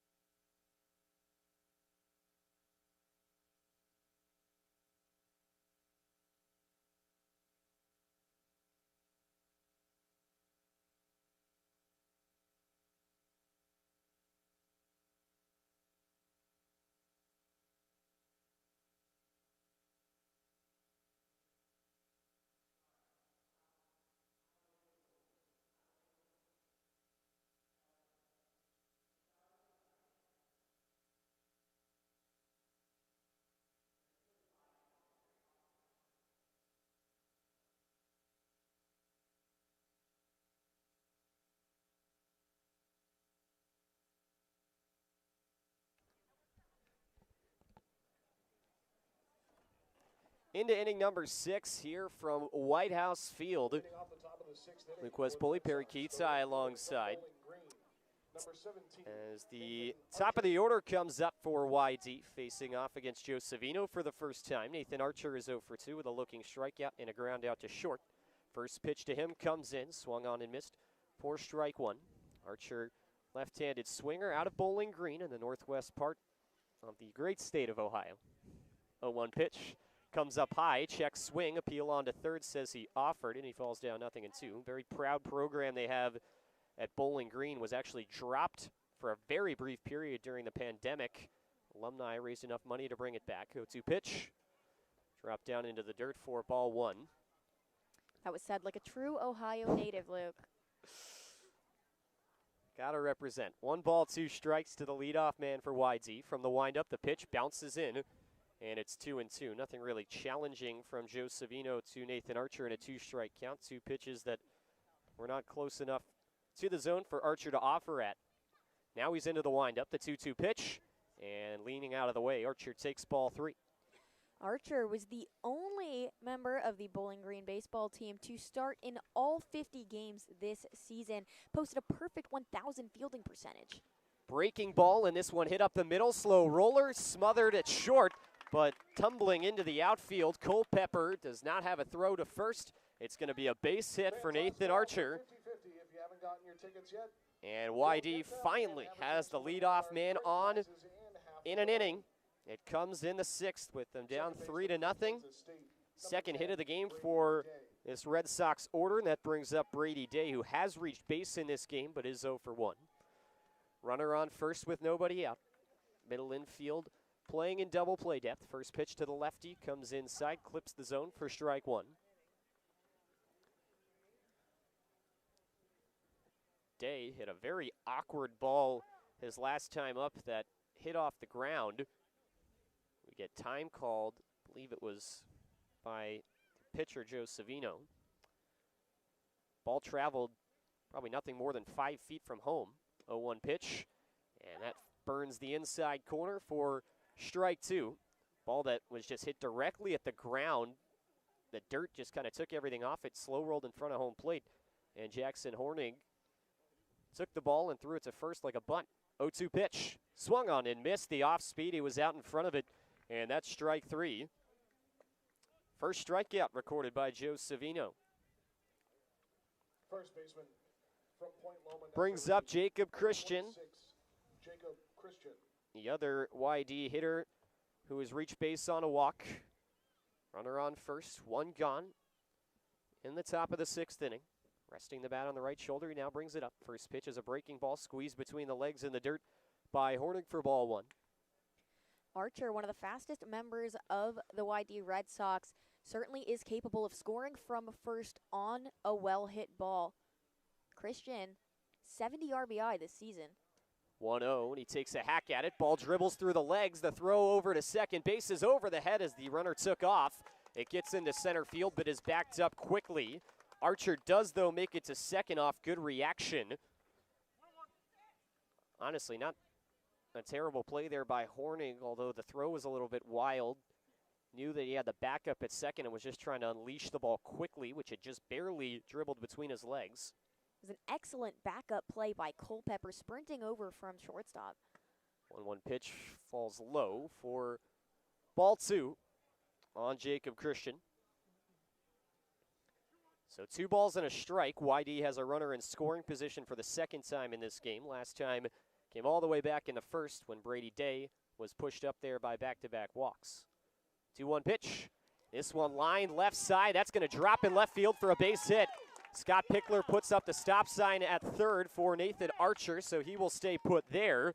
And it's a one-out single for Jacob Christian, and that brings the tying run to the plate for YD. Runners on the corners, and one out for the power threat out of Mississippi State. Hunter Hines is going to dig into the lefty box and hit for the Red Sox here in the top of the sixth. Hines was a Dick Hauser Trophy semifinalist for National College Player of the Year. As a designated hitter, shows you his power at the plate. There's a reason he's batting in the cleanup spot. First pitch bounces into Hines for ball one. Plays some first base. Coaching staff has said they will play him at first base this summer, but is getting the start in the designated hitter spot here on opening day. First team All-SEC selection this year. 1-0 pitch. Fastball pumped by him. He swings through it for strike one. Hines is 0 for 2 with a strikeout and a ground out to second. Got a little unlucky his last time up, hit a ball up the middle that just took an awkward bounce off the pitcher's mound and ended up deflecting, would have gone through the middle of the infield, instead ended up right in the glove of the second baseman, Camarillo. 1-1 pitch in the dirt. Another nice stop. And it's 2 balls and a strike. The Red Sox just 1 out on right now. If Hines can put the ball on play, Archer certainly going to attempt to score from third. Hitters count here to Hines. 2-1 offering. Bounced in the dirt. And that one is stuffed, but the runner takes off, and Christian's going to slide in headfirst safely without a throw to second. So the double play is now taken out of the question. And it's a 3-1 count to Hunter Hines. That ball did not really get away from Hornig as much as he just blocked it, and it went about 2 feet away from him, but good heads-up base running by Jacob Christian puts 2 in scoring position. 3-1 to Hines, big swing and a miss on a pitch that was borderline near the bottom part of the zone. Thought he was going to get something good there at 3-1, and now the count is full. Second and third, 1 out. And pitch. Slowly hit grounder foul on the right side. That ends up near the YD dugout, and the count remains full to Hines.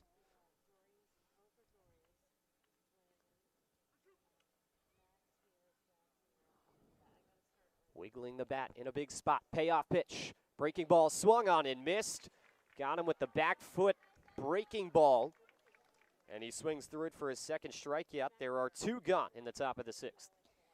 Hines has been eager to get that first hit. He's been attacking these pitches, but hasn't been seeing the ball too well. A lot of swing and misses from him today. Could not put the ball in play, so The Red Sox still threatening with 2 runners in scoring position, now 2 outs. First pitch to Enzo Apodaca. Finds the inside part of the zone for strike 1 at knee level. Apodaca is 0 for 2. Got rung up to retire the side in the top of the first. And grounded out to the pitcher back in the 4th.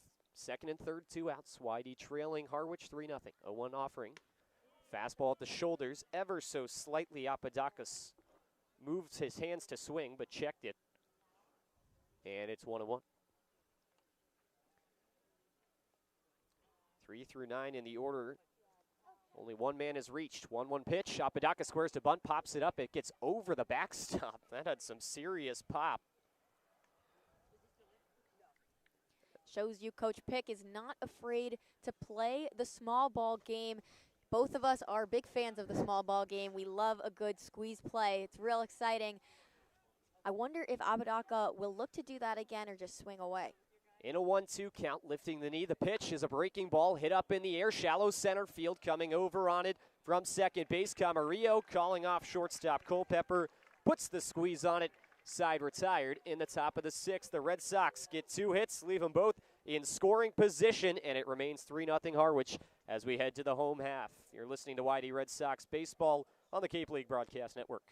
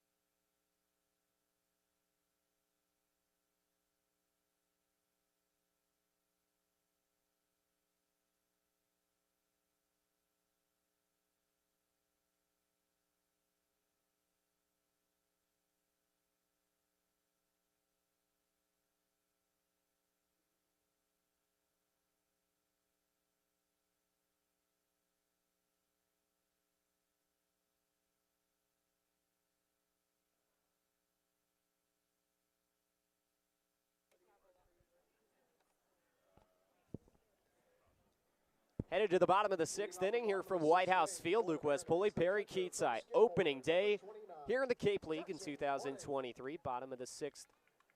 And Harwich leading YD 3-0. Looking to add on more. First pitch coming now to Jackson Horning. Takes on the top part of the zone for strike 1. Doc Torzik back on the bump. His second inning of work today. Made quick work of his first inning. 0-1 to Horning, breaking ball, he waited on it, pops it up middle of the infield, back pedaling from short on the edge of the outfield grass, catch made by Max Vieira, and there's one gone. Opening day in the Cape League was supposed to have all 10 teams in action. Take a look at our league scoreboard. Only 8 teams ended up in action because of the cancellation of the Kitei-Chatham game, which has been rescheduled. At the plate, Kenny Lavari, who's 2 for 2 with the bases empty and 1 out from the windup. The first pitch on the way. It's a breaking ball right down the chute for strike 1. In a rematch of the last 2 years' championship series, Bourne leading Brewster 4-3 in the bottom of the 7th. 0-1 offering, here comes. Fastball swung on and missed near the bottom part of the zone by Lavari for strike 2. Orleans on top of Hyannis on the road in the bottom of the 5th from McKeon. Park 2-1 Firebirds. And in the bottom of the 3rd from Falmouth, Wareham leading the Commodores 5-3. Ahead in the count 0-2, the pitch to Lavari, high and away for ball 1. Lavari really choked up on this bat. There's at least 3 inches of space between his hands and the bottom of the knob. Crouched low stance in the lefty box, righty on lefty. 1-2 comes in on him, and he takes to even the count of 2 balls, 2 strikes. Bases are empty. Harwich is out hitting YD 5-3. 2 errors, also lopsided compared to the 0 for Harwich. YD committing both of them. 2-2 pitch on coming to Lavari, and he takes it eye level for ball 3.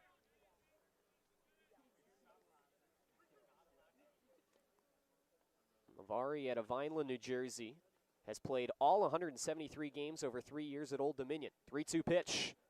Takes just off the inner corner, and that's ball 4. First walk issued by Doktorzik, and that brings up the 9-man in the order, Ryan Wilson. And it will force Doktorzik to pitch from the stretch. Number 2, Ryan Wilson by far had the best season of his career in 2023, batted .387, OBP .533, all career highs. Very, very short lead at first from the first base side of the rubber. The first pitch is a breaking ball that finds the top part of the zone for strike 1 to Ryan Wilson. Doktorzik's delivery, it's much more noticeable from the stretch, but he does it from the windup as well. He kind of short arms his throw, doesn't really get huge elbow extension when he throws. 0-1 pitch flies outside, jumping out of the stance. Pappas puts the squeeze on it in the other batter's box, but that's ball 1. 1 ball and 1 strike. Secondary lead there from Lavari, but did not take off for second base. A breath on the mound from Doktorzik. 1-1 pitch. Misses outside in a similar spot. 2 balls, 1 strike. Harwich last had a runner in scoring position in the 4th off a leadoff double by Kenny Lavari, who's over on first base. He's reached base all 3 times. He's had a chance to today. 3-0 Mariners over the Red Sox in the bottom of the 6th. 2-1 pitch. Breaking ball, popped up foul, and that gets out of play. 2 balls and 2 strikes to the 9-man in the order, Ryan Wilson. Doktorzik trying to complete his second complete inning of work. He's got 2 outs of this 6th inning left to do so. 1 gone and a 2-2 count. The front leg is planted. Breath is taken, and now the pitch. Breaking ball called strike 3. Wilson goes down on the strikeout for the 2nd straight time. 2 outs in the bottom of the 6th. That flips the lineup over to Jacob Humphrey, who's looking to snap a 3-game or 3 at-bat hitless streak, rather, to begin this season. And as Humphrey comes to the plate, I have to say I'm surprised we've only seen 1 true steal attempt between both of these teams, and it's the bottom of the 6th inning. Unexpected considering their play. Short lead, but a snap throw to first nearly got by Jacob Christian, who had to fall kind of over the runner Lavari, who was sliding back, but he was able to keep that ball from getting by him. Pickoff move, of course, did not generate anything. Still from the stretch. A nod and deal from Doktorzik. Breaking ball in the inner half of the plate, called strike 1. Humphrey struck out swinging back in the 4th, part of 3 straight swinging strikeouts to end the outing for Cal Stephen, who really looked more and more comfortable as the game went along.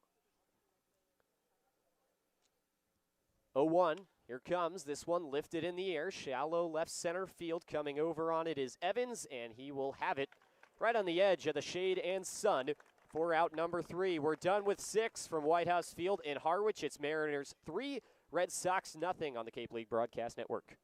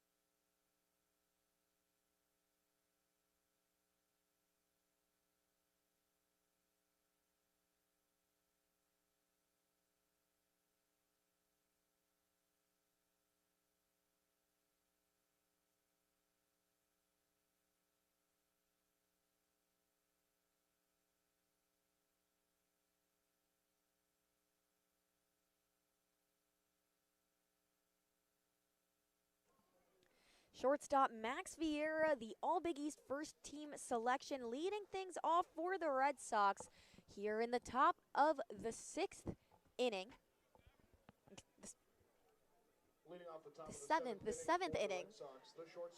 Scoreboard error over there. Shade covering most of the field now as these teams take this game into the night.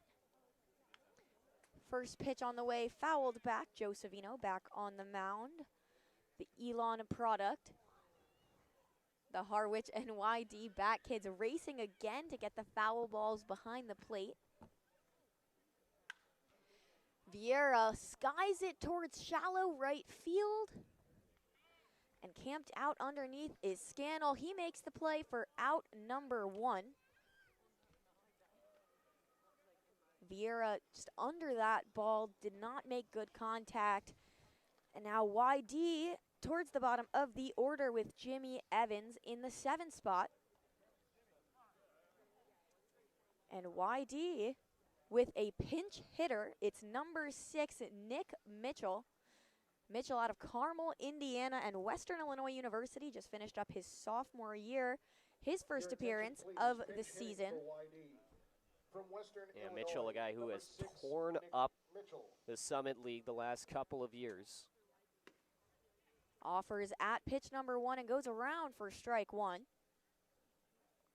Hit .354 this season and also reached base safely 30 games in a row.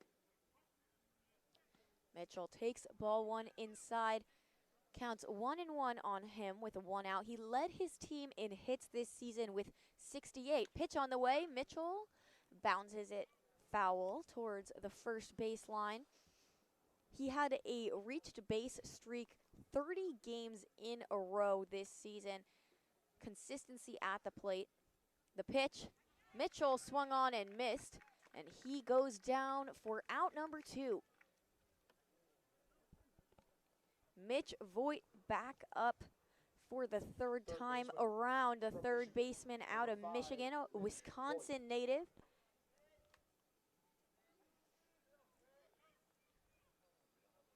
.50 hits, a clean 5-0 for him this season, his freshman year.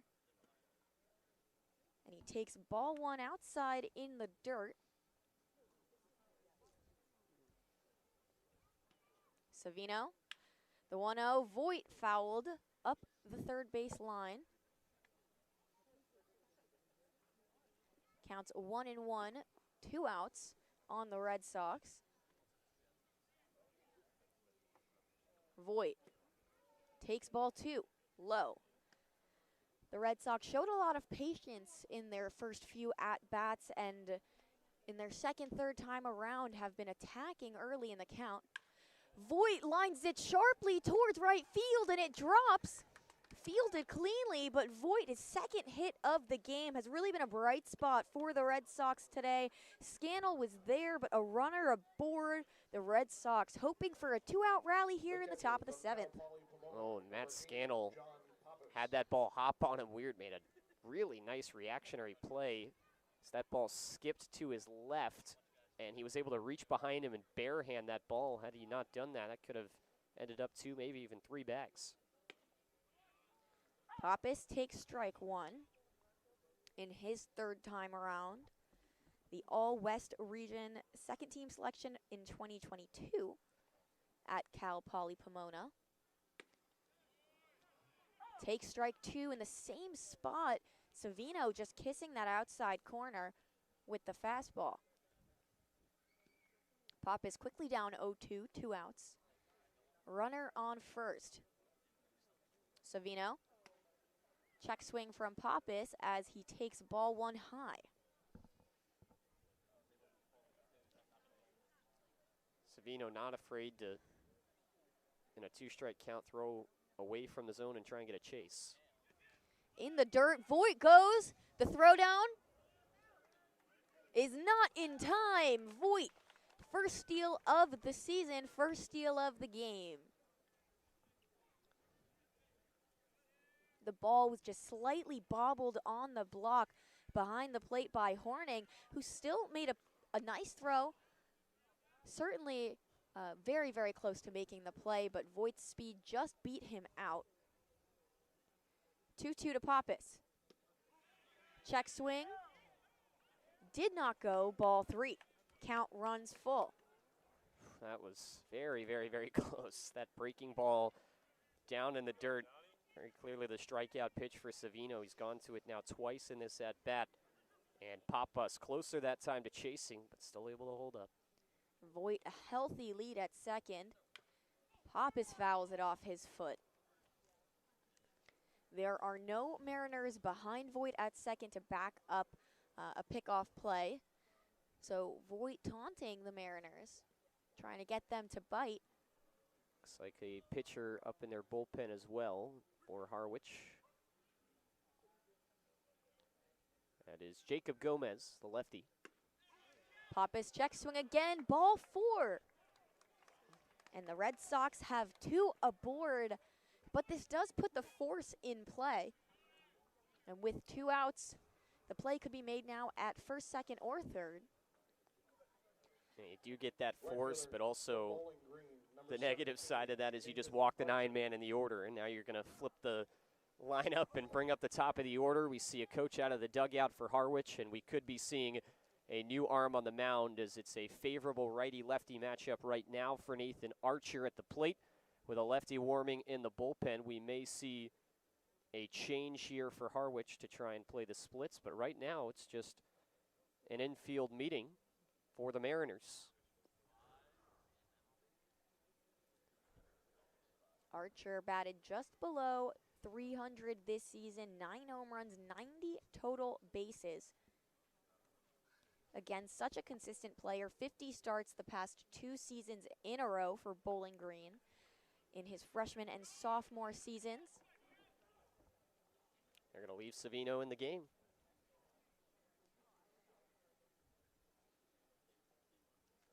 So Archer, top of the order, facing a fresh count. Facing down Savino. Runners on first and second. Mariners lead 3-0. 2 outs.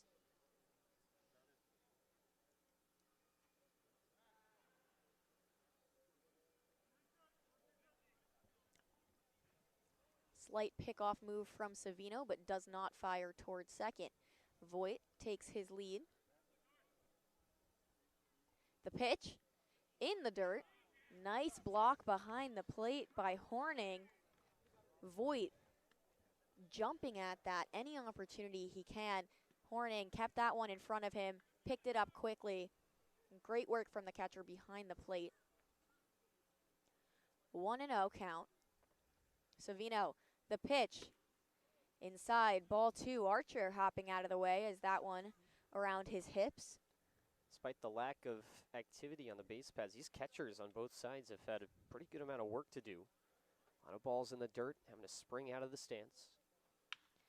Smacked up towards left center. Mitch Voigt coming around. And he scores. The Red Sox are on the board. Nathan Archer, first hit of the game for him. Hard contact towards left center field.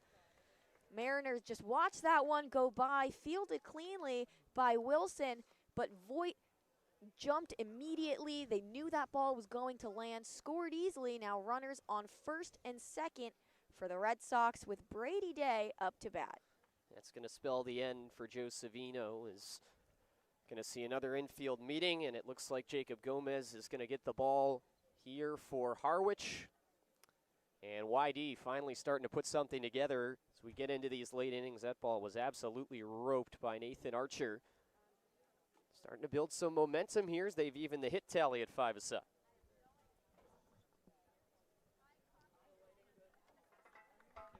We'll send it to a quick break as we have a pitcher warming up. We'll have all of his stats for you when we get back here in the top of the 7th as the YD Red Sox are fighting back. They trail 3-1.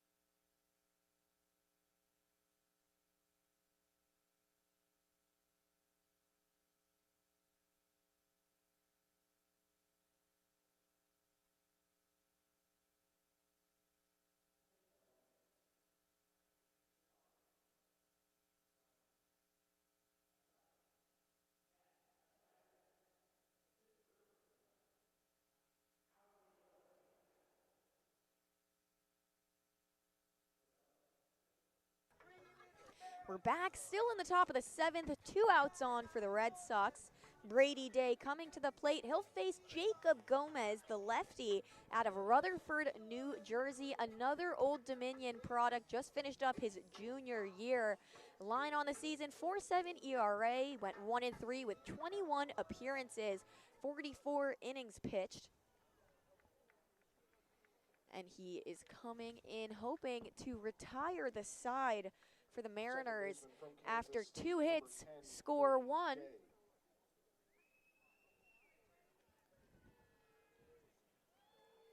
Gomez checks his runner, slings. Fastball down the pipe for strike 1. Gomez, a little sidearm action going on. Came out firing, lots of speed on that day. Making his adjustments. And takes ball 1 low. Counts 1-1. 2 outs. Yeah, going from a righty with a pretty normal, you could say, delivery. Now in a high leverage spot, you switch to a lefty that throws 3/4. This could be really tough to make these adjustments. Day smacks it up towards second base, fielded and tossed over to first for the putout. That does end the side, but the Red Sox managed to strike back, put 1 on the board. They trail 3-1. It's Perri, Kitei, and Luke West Poley as we head to the bottom of the 7th on the Cape Cod Broadcast Network.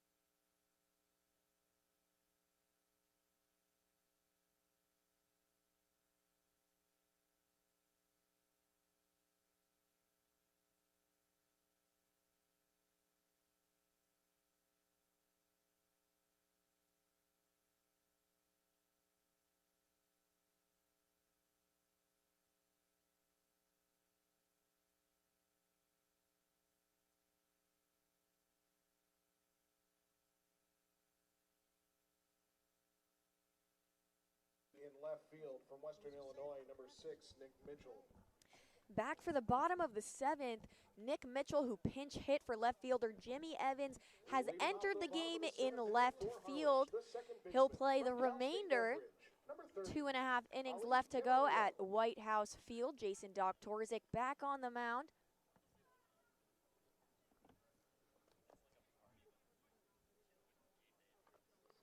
Doktorzik fires the off speed for ball 1.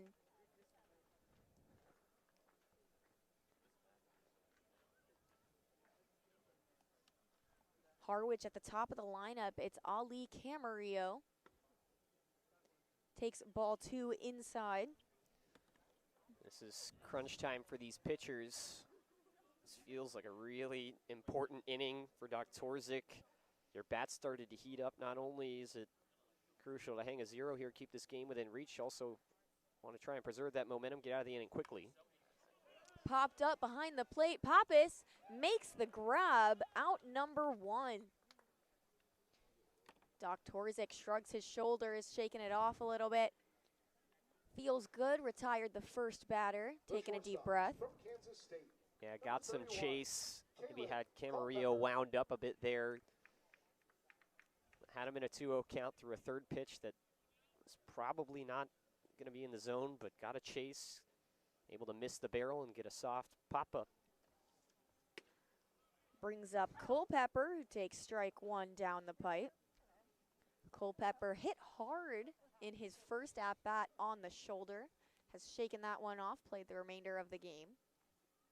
Made some solid plays over at shortstop. Doktorzik throws the pitch, and Culpepper fouls it sharply over the first baseline fence. Counts 0 and 2, 1 and 2. Doktorzik. Culpepper takes ball 3 high. See if now you're ahead in the count, you bring the eye level up, throw up near the shoulders, try to maybe bury something here if you're Doktorzik. Culpepper hit again on the inside of his elbow, just missed the elbow guard. He's getting hammered today. And that one's going to take a second to walk off. Umpires checking in on him as his teammates and a coach and the athletic trainer come out to check on him. Now, it's unfortunate. He's been hit in all the places where he's not protected by those guards. Just clips the inside of his elbow. The first one caught him right on the shoulder. Shaking it off, and he's going to jog down to first base. Takes a tough guy to take both of those hits in one game, but it's opening day. He'll do anything to stay on the field. Mariners still lead 3-1. Now a runner aboard with 1 out, and Kennedy Jones, the designated hitter, back up to bat, the righty.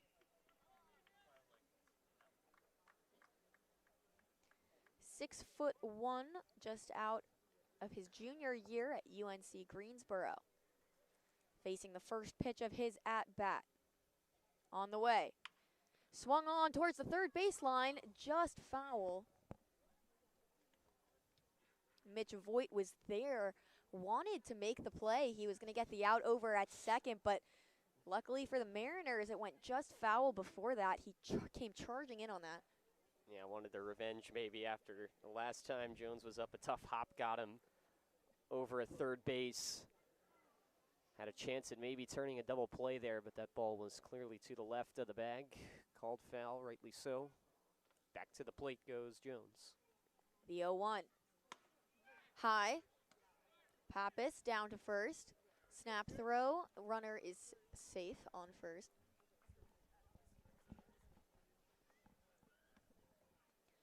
One and one now to Jones, who's batted .350, over .350 in the last 2 seasons of his college career. Doktorzik. Off speed for strike 2.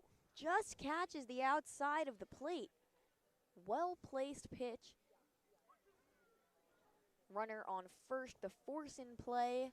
1 and 2 with 1 out in the bottom of the 7th. Snap throw to first, runner is safe.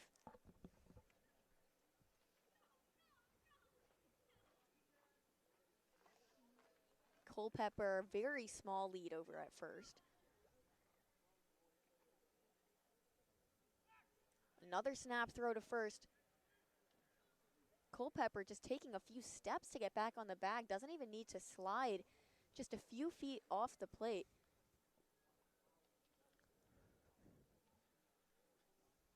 Counts 1 and 2 on Jones. The pitch just inside for ball 2. Doktorzik goes back to the off speed again. A consistent pitch in his bag.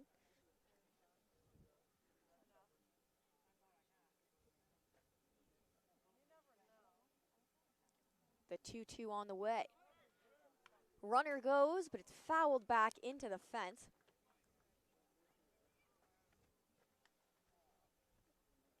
And Culpepper making his way slowly back towards first. And Doktorzik, a guy with a really slow wind-up like we already referred to earlier, but when he's coming out of the stretch like this with runners on base, his delivery is not super slow, not necessarily a guy you can exploit based off of how long it takes him to deliver home. The pitch popped up, shallow right field. Christian back for it, makes the grab, falls down to his knees, and that's 2 outs down. Well, there's a smother more so than a catch, just used both the hands, trapped it against the chest. First baseman. Kind of a From Old Dominion. weird-looking play right on the line. Hunter. Definitely made it look a little bit more difficult than I anticipated it would be, but nonetheless, an out is an out. 2 down in the bottom of the 7th. Runner on first. That's still Culpepper. Hunter Fitzgerald, the first baseman, back at the plate. First pitch lined out towards center, but right towards Apodaca, who collects for out number 3. Solid contact, unfortunate placement, and the Red Sox retire the inning. The Mariners still lead 3-1. We head to the top of the 8th at White House Field.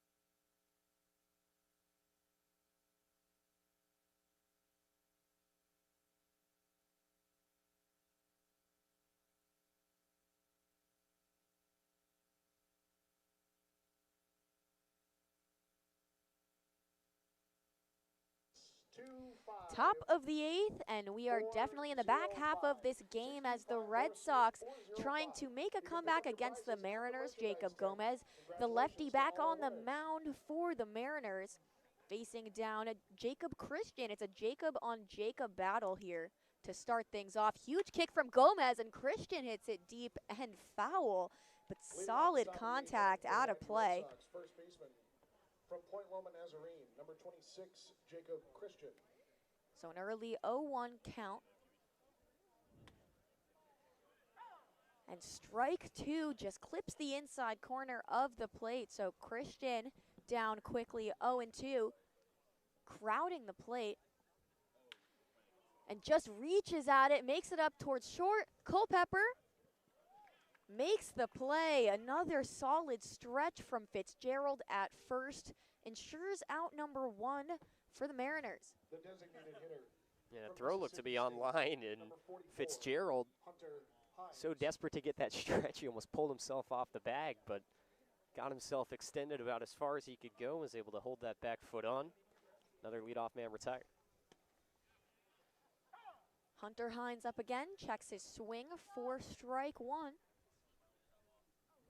Gomez kicks and deals. Hines chops it foul up the first baseline. 0-2. Gomez getting ahead quickly in these counts. Both of these first 2 batters have faced 0-2 counts. Hines trying to find a different fate than Christian.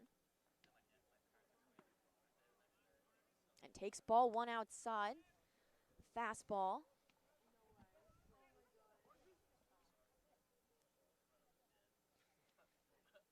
Gomez, the pitch. And Hines takes inside, a dangerous take twice in a row, so showing more patience than he has in his first few plate appearances, but the count now even at 2. 1 out.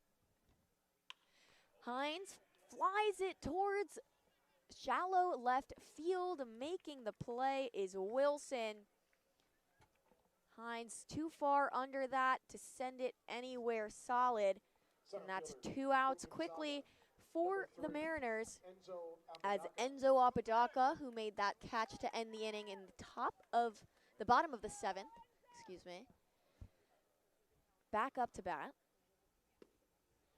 And he takes ball 1 low. Middle of the order for the Red Sox, yet to reach base. From Hines all the way down through Mitchell/Evans. Apodaca under it, fouls it back into the trees. The 4 through 7 hitters in the YD lineup. Here a combined 0 for 13. Apodaca swings, soft contact up towards the shortstop, Culpepper. Ropes it over to first. I thought Apodaca might have a chance, but that throw from Culpepper had some gas on it, and that ends the inning. So we head to the bottom of the 8th. At this point, the Mariners need just 3 more outs to win opening day. Red Sox will be on the mound in the bottom of the 8th. It's Perri, Kitei, and Luke West Poley on the Cape Cod Broadcast Network.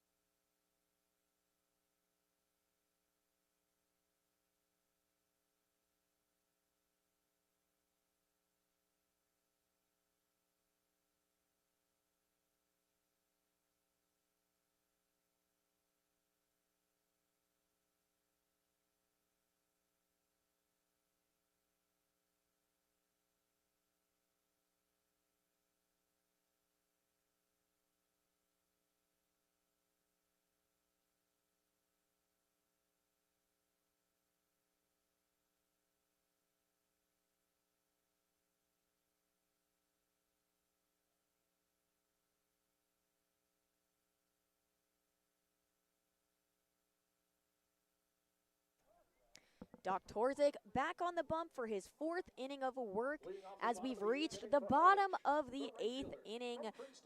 Leading off the right fielder from Princeton, Matt Scannell.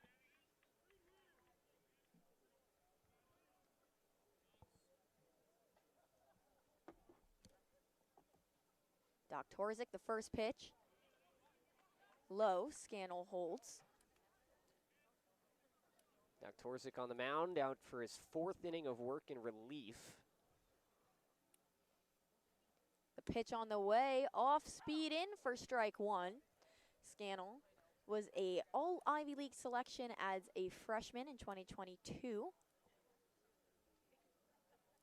Batted .270, fouls one back. With a 400 on base percentage, .503 slugging, not a bad slash line. His father played baseball, so he's a 2nd generation D1 baseball player. His father played at UMaine. The 1-2 pitch. High for ball 2. It's a nice program they have at University of Maine. Had a really nice year this year. Made the NCAA tournament. Torzik kicks and deals. Scannell, late swing and a miss. He goes down, out number 1. YD throwing it around the horn, and shade has covered the entire field now. Certainly helps with visibility for both of these teams, as just the top of the trees in the outfield still have a little bit of sun. The sun really setting now as the days are at their longest here in the middle of June. Torzik. Off speed for ball 1 on the catcher, Jackson Horning. The Skidmore College player. He's a righty. Torzik outside, ball 2. He's a Massachusetts native from Ashland, Massachusetts. In 2023 was the Liberty League Player of the Year. And he fouls it back behind our heads towards the kids waiting to collect it in the trees. It's rare to see Division III players in this league, but when you look at the stats, they back up why Horning is here. Hit .524 as a freshman back in 2020 at Skidmore. And he takes strike 2. He's a .363 hitter up here in New England last year in the Futures League, which is a very solid summer collegiate league as well. Played 47 games last summer. The 2-2 pitch. Horning holds ball 3, count runs full. 3 balls, 2 strikes, 1 out. The Mariners lead the Red Sox 3-1 here in the bottom of the 8th inning. Doktorzik winds up, delivers, fouled back again.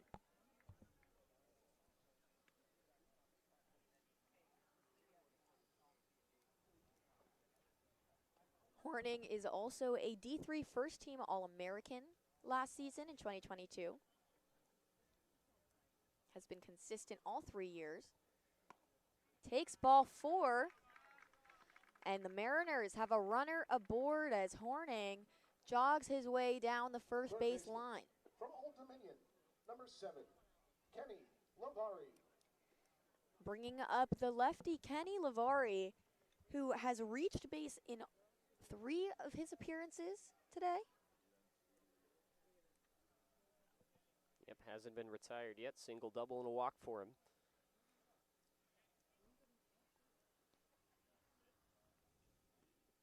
Ball passes Pappas, and the runner takes second. He might go for third, but holds off.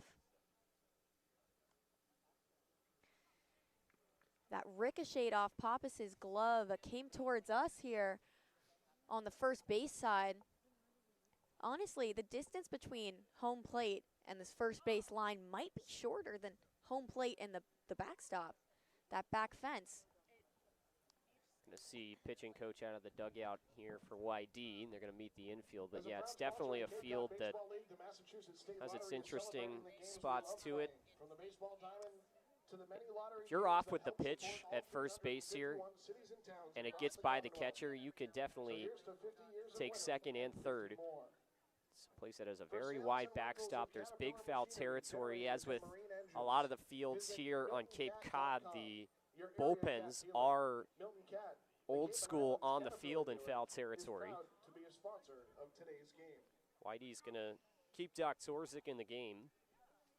Just having a chat with him. Got a little bit wild over these last couple of batters after a walk and a wild pitch. 1-0 count on Lavari. 1 out, a runner on second. No runner on first, no force in play. Doktorzik checks his runner. Fakes a pickoff move. He has Max Vieira backing him up at second, keeping an eye on Horning. He resets his stance, shrugs his shoulders, checks the runner, throws. Outside, ball 2. Lavari has yet to take time and exit the box as he resumes his very straight back stance. Crouched. Doktorzik winds and deals. Strike 1. 2 balls, 1 strike, 1 out. The bottom of the 8th. It's almost 8 o'clock p.m. Pickoff move towards second, but Horning is safe, dives back head first. There are lights here, so you can play when it gets dark. Can't say the same at Red Wilson. They have moved the start times up this year for YD Red Sox home games to try and avoid the darkness delays of old times. Ball 3 low, misses the zone. Lavari, 3-1. Home opener for YD is tomorrow at Red Wilson Field. This is Lavari's 3rd season in the Cape League, played for Harwich last season and Chatham the year before in 2021. Doktorzik shrugs, checks his runner, pitches. High for ball 4, runners on first and second for the Mariners. 4 for 4, Lavari reaching base. Pair of walks on the back end of that. It's been a really nice day for a guy that you mentioned is a Cape League vet in his 3rd summer here on Cape Cod. Brings up the bottom of the order. You set up the force play. Don't love that it happened off of back-to-back walks, but It's something here in the bottom of the 8th. Just need to get out of this and keep this lead at 2 for now if you're Doc Torzik. I imagine if an out isn't recorded here, we might see a pitching change. First pitch on the way. Swung on and missed for Wilson. 0-1 to start things off here in this at-bat. That's a really nice pitch coming off a couple of walks to blowing by a hitter like that.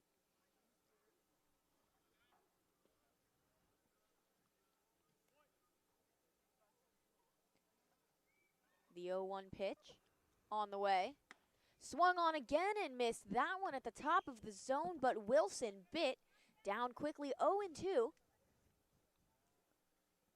1 out. Mariners lead 3-1 in the top of the 8th inning here at White House Field. Runners on first and second for the Mariners. Shrug, nod, pitch. Fouled, out of play down that first base line.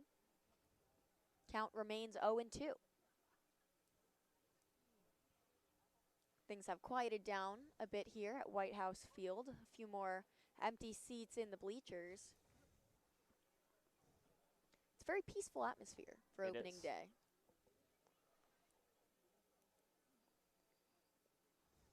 Doc Torzik shrugs. The 0-2. Hits Wilson right in the rib cage. Third hit batter of the day. And Doc Torzik, a bit of a grimace on his face and a sigh. Don't see any action coming out of the Red Sox dugout, however. Center fielder from UMass Lowell, number 36. And it appears Doc Torzik will stay on the bump. Nope. Pick, making his way out of the dugout. And that might be the day for Doc Torzik. Had a solid outing, made it 4 innings. Actually 3 1/3. Yeah, it's a sour ending, but maybe just a little bit of fatigue towards the end of this. Coach Pick going to meet the infield. But walk 2 guys, you hit a batter, you bring up the top of the order. This is a really sticky situation to be in. And we are going to see a pitching change for YD. Blake Ida will head to the bump and we'll head to break. We'll be back with his stats as some claps for Doc Torzik and when we resume the top of the 8th after this quick break.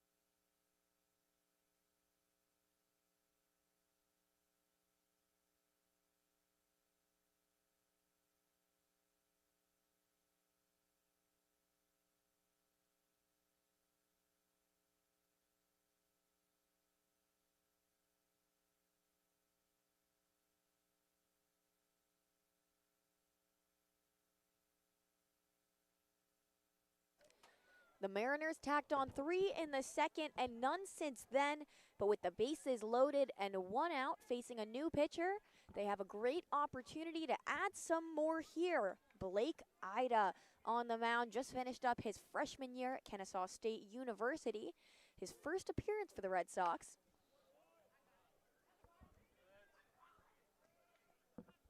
And he is facing the bottom of the lineup for the Mariners.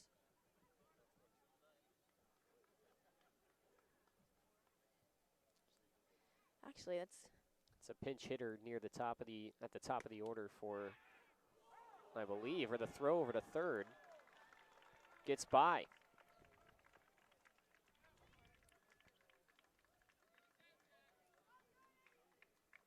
So Harwich pinch hit at the top of the order.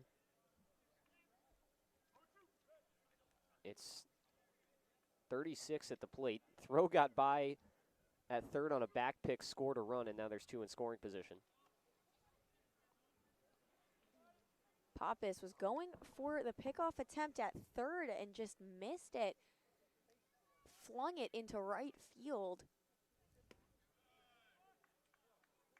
And as he stood behind home plate, you could see on his face he knew he was responsible for that run scored.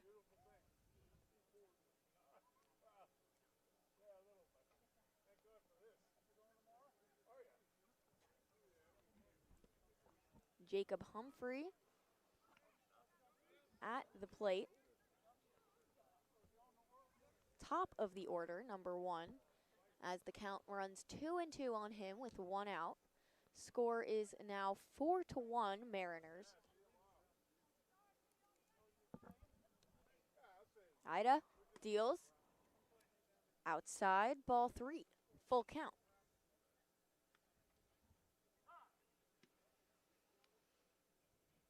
Pitcher calls time. Pappas and Ida having a quick conversation. As quickly as it started, it's over. And Ida taking his place once again on top of the bump.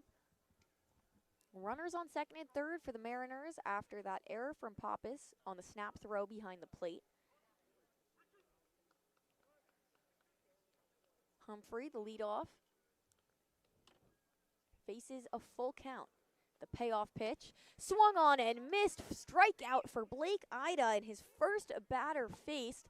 That's 2 down for the Red Sox, who are hoping to limit the damage to 1 and head to the top of the 9th. Second baseman from Cal State Northridge, number 30. Still a save opportunity for pitcher warming up to potentially pitch the 9th for Harwich. Or rather, that's still Jacob Gomez, who's just getting some extra work in there. I beg your pardon. First pitch of the at-bat to Ali Camarillo. Hits the top of the zone for strike 1. So with a bit of a lengthy inning, Jacob Gomez went out to the pen just to get a couple throws in to stay warm.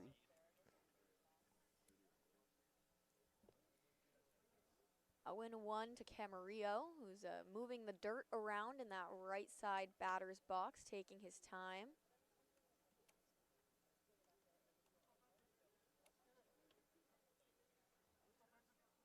Home plate umpire called time as well, checking his notes. Play is now resuming. 0-1, 2 outs, bottom of the 8th. Mariners lead 4-1. Camarillo swung on and missed behind that one, and Ida ahead in the count 0-2.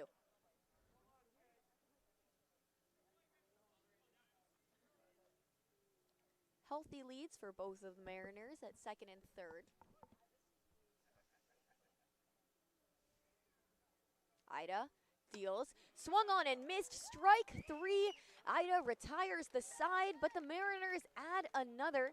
It's 4-1 Harwich as we head to the top of the 9th.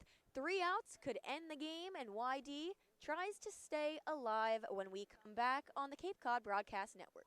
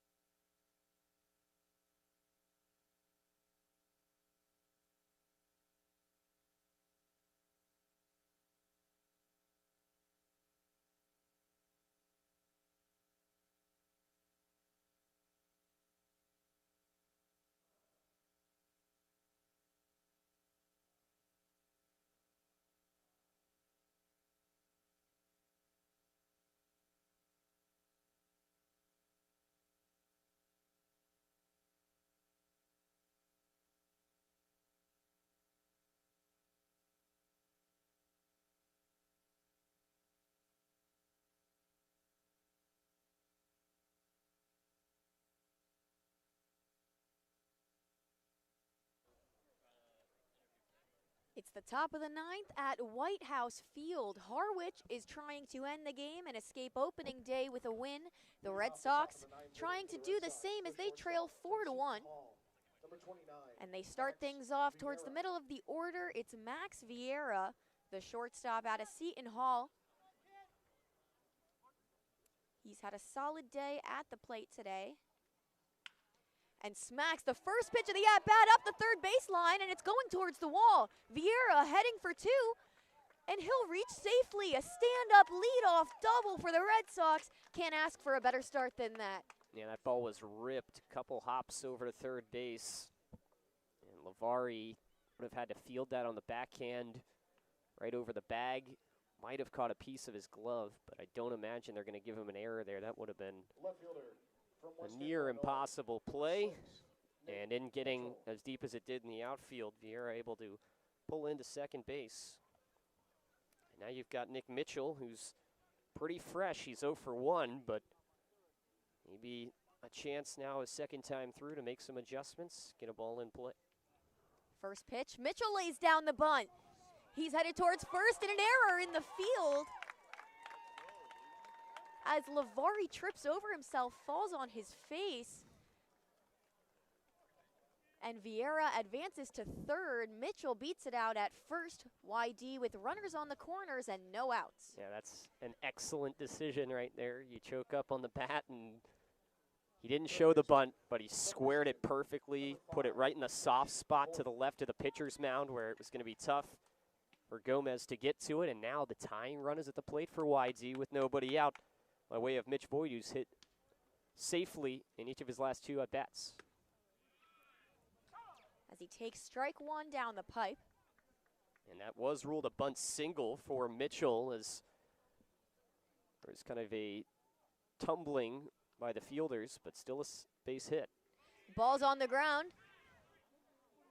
Mitchell almost went, but held up.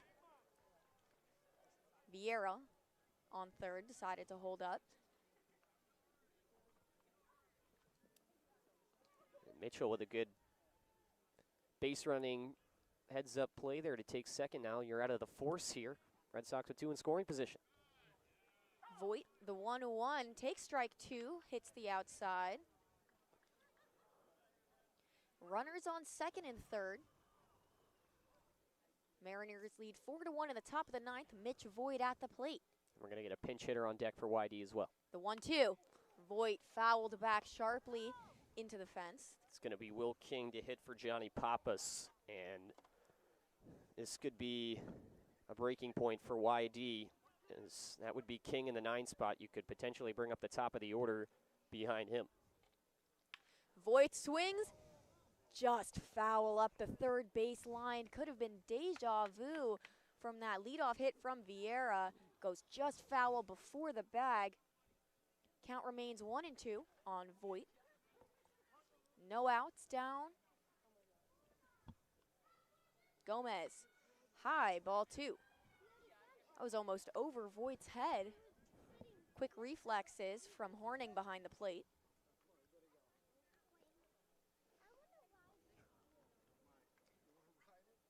The 2-2 pitch on the way. Voigt swung on and missed. Drops strike 3. And that's out number 1 for the Mariners. Voigt bit on the off speed. That broke away from him, and that brings up Will King. Now, speaking to Coach Pickler, he said he's never seen someone hit the ball harder, swing the bat harder, or use his whole body more than Will King during batting practice these last few days of preseason. Your so, attention, please. Pinch hitting for YD. From Eastern Kentucky, number 30, Will Coach King. Pickler trying to bring the power here. A run could score if King could even put this one into the outfield. Check swing. Surprised that behind the plate there, Horning for Harwich didn't ask for an appeal. He might have had a case there that King, who just kind of flinched at it, was close to going around. King ropes it into left field. And YD comes around to score. A second run comes around to score, and King is at first. The pinch hitter was a fantastic move from Coach Pickler, and YD cuts into this thing. It's 4-3. Coach Pick's been doing this a while, and he knows when to make those types of decisions. Brings in a guy like Will King when the offense has been as stagnant as it has been today. Just want to try and reinvigorate the lineup a little bit, and Will King does just that. An absolute rope up into left field, and it flips the lineup over now with the tying run on base. Nathan Archer has 2 hits. Archer, solid contact, but foul over that left side fence. He also had a very hard hit ball his last time at the plate. King cleared the bases on that, so he's the only runner on. He's at first. Archer swings late at a ball over his shoulders. And this is a scenario for YD where this is later in the season and maybe your bench is a little bit deeper. You might go for a pinch runner, but you don't have another guy to catch if you sub out Will King. Archer offers. Umpire says he didn't go around. Looked real close to me. That one might have been a lucky break for the Red Sox, but Nathan Archer stays alive, counts 1-2, 1 out. Will King on first. Jacob Gomez on the mound. The pitch. Archer chops it up towards second. Could be a double play scenario. And it is. Harwich turns 2, and that's the game. They come away with the victory, 4-3. YD challenged them here in the top of the 9th, but just couldn't come away with that tying run. Yeah, tough way to end it for YD. Started to get things going in the 9th, but I think the storyline you're going to take away from it was the bats were just very cold for a long time in this game for YD. It felt like they really wasted those early innings based off just not getting a lot of base runners, not really being able to test this Harwich pitching early on, and it was too little too late for YD in the 9th. Looking to change things around, though. They'll be at home on 8 of the first 12 days here to begin this Cape Cod season. That'll all start off tomorrow against Kitei at 4:45. That'll be at Red Wilson Field. Thank you so much for listening tonight. I've been Perri Kitei alongside Luke West Poley, broadcasting YD Baseball on the Cape Cod Broadcast Network. Good night.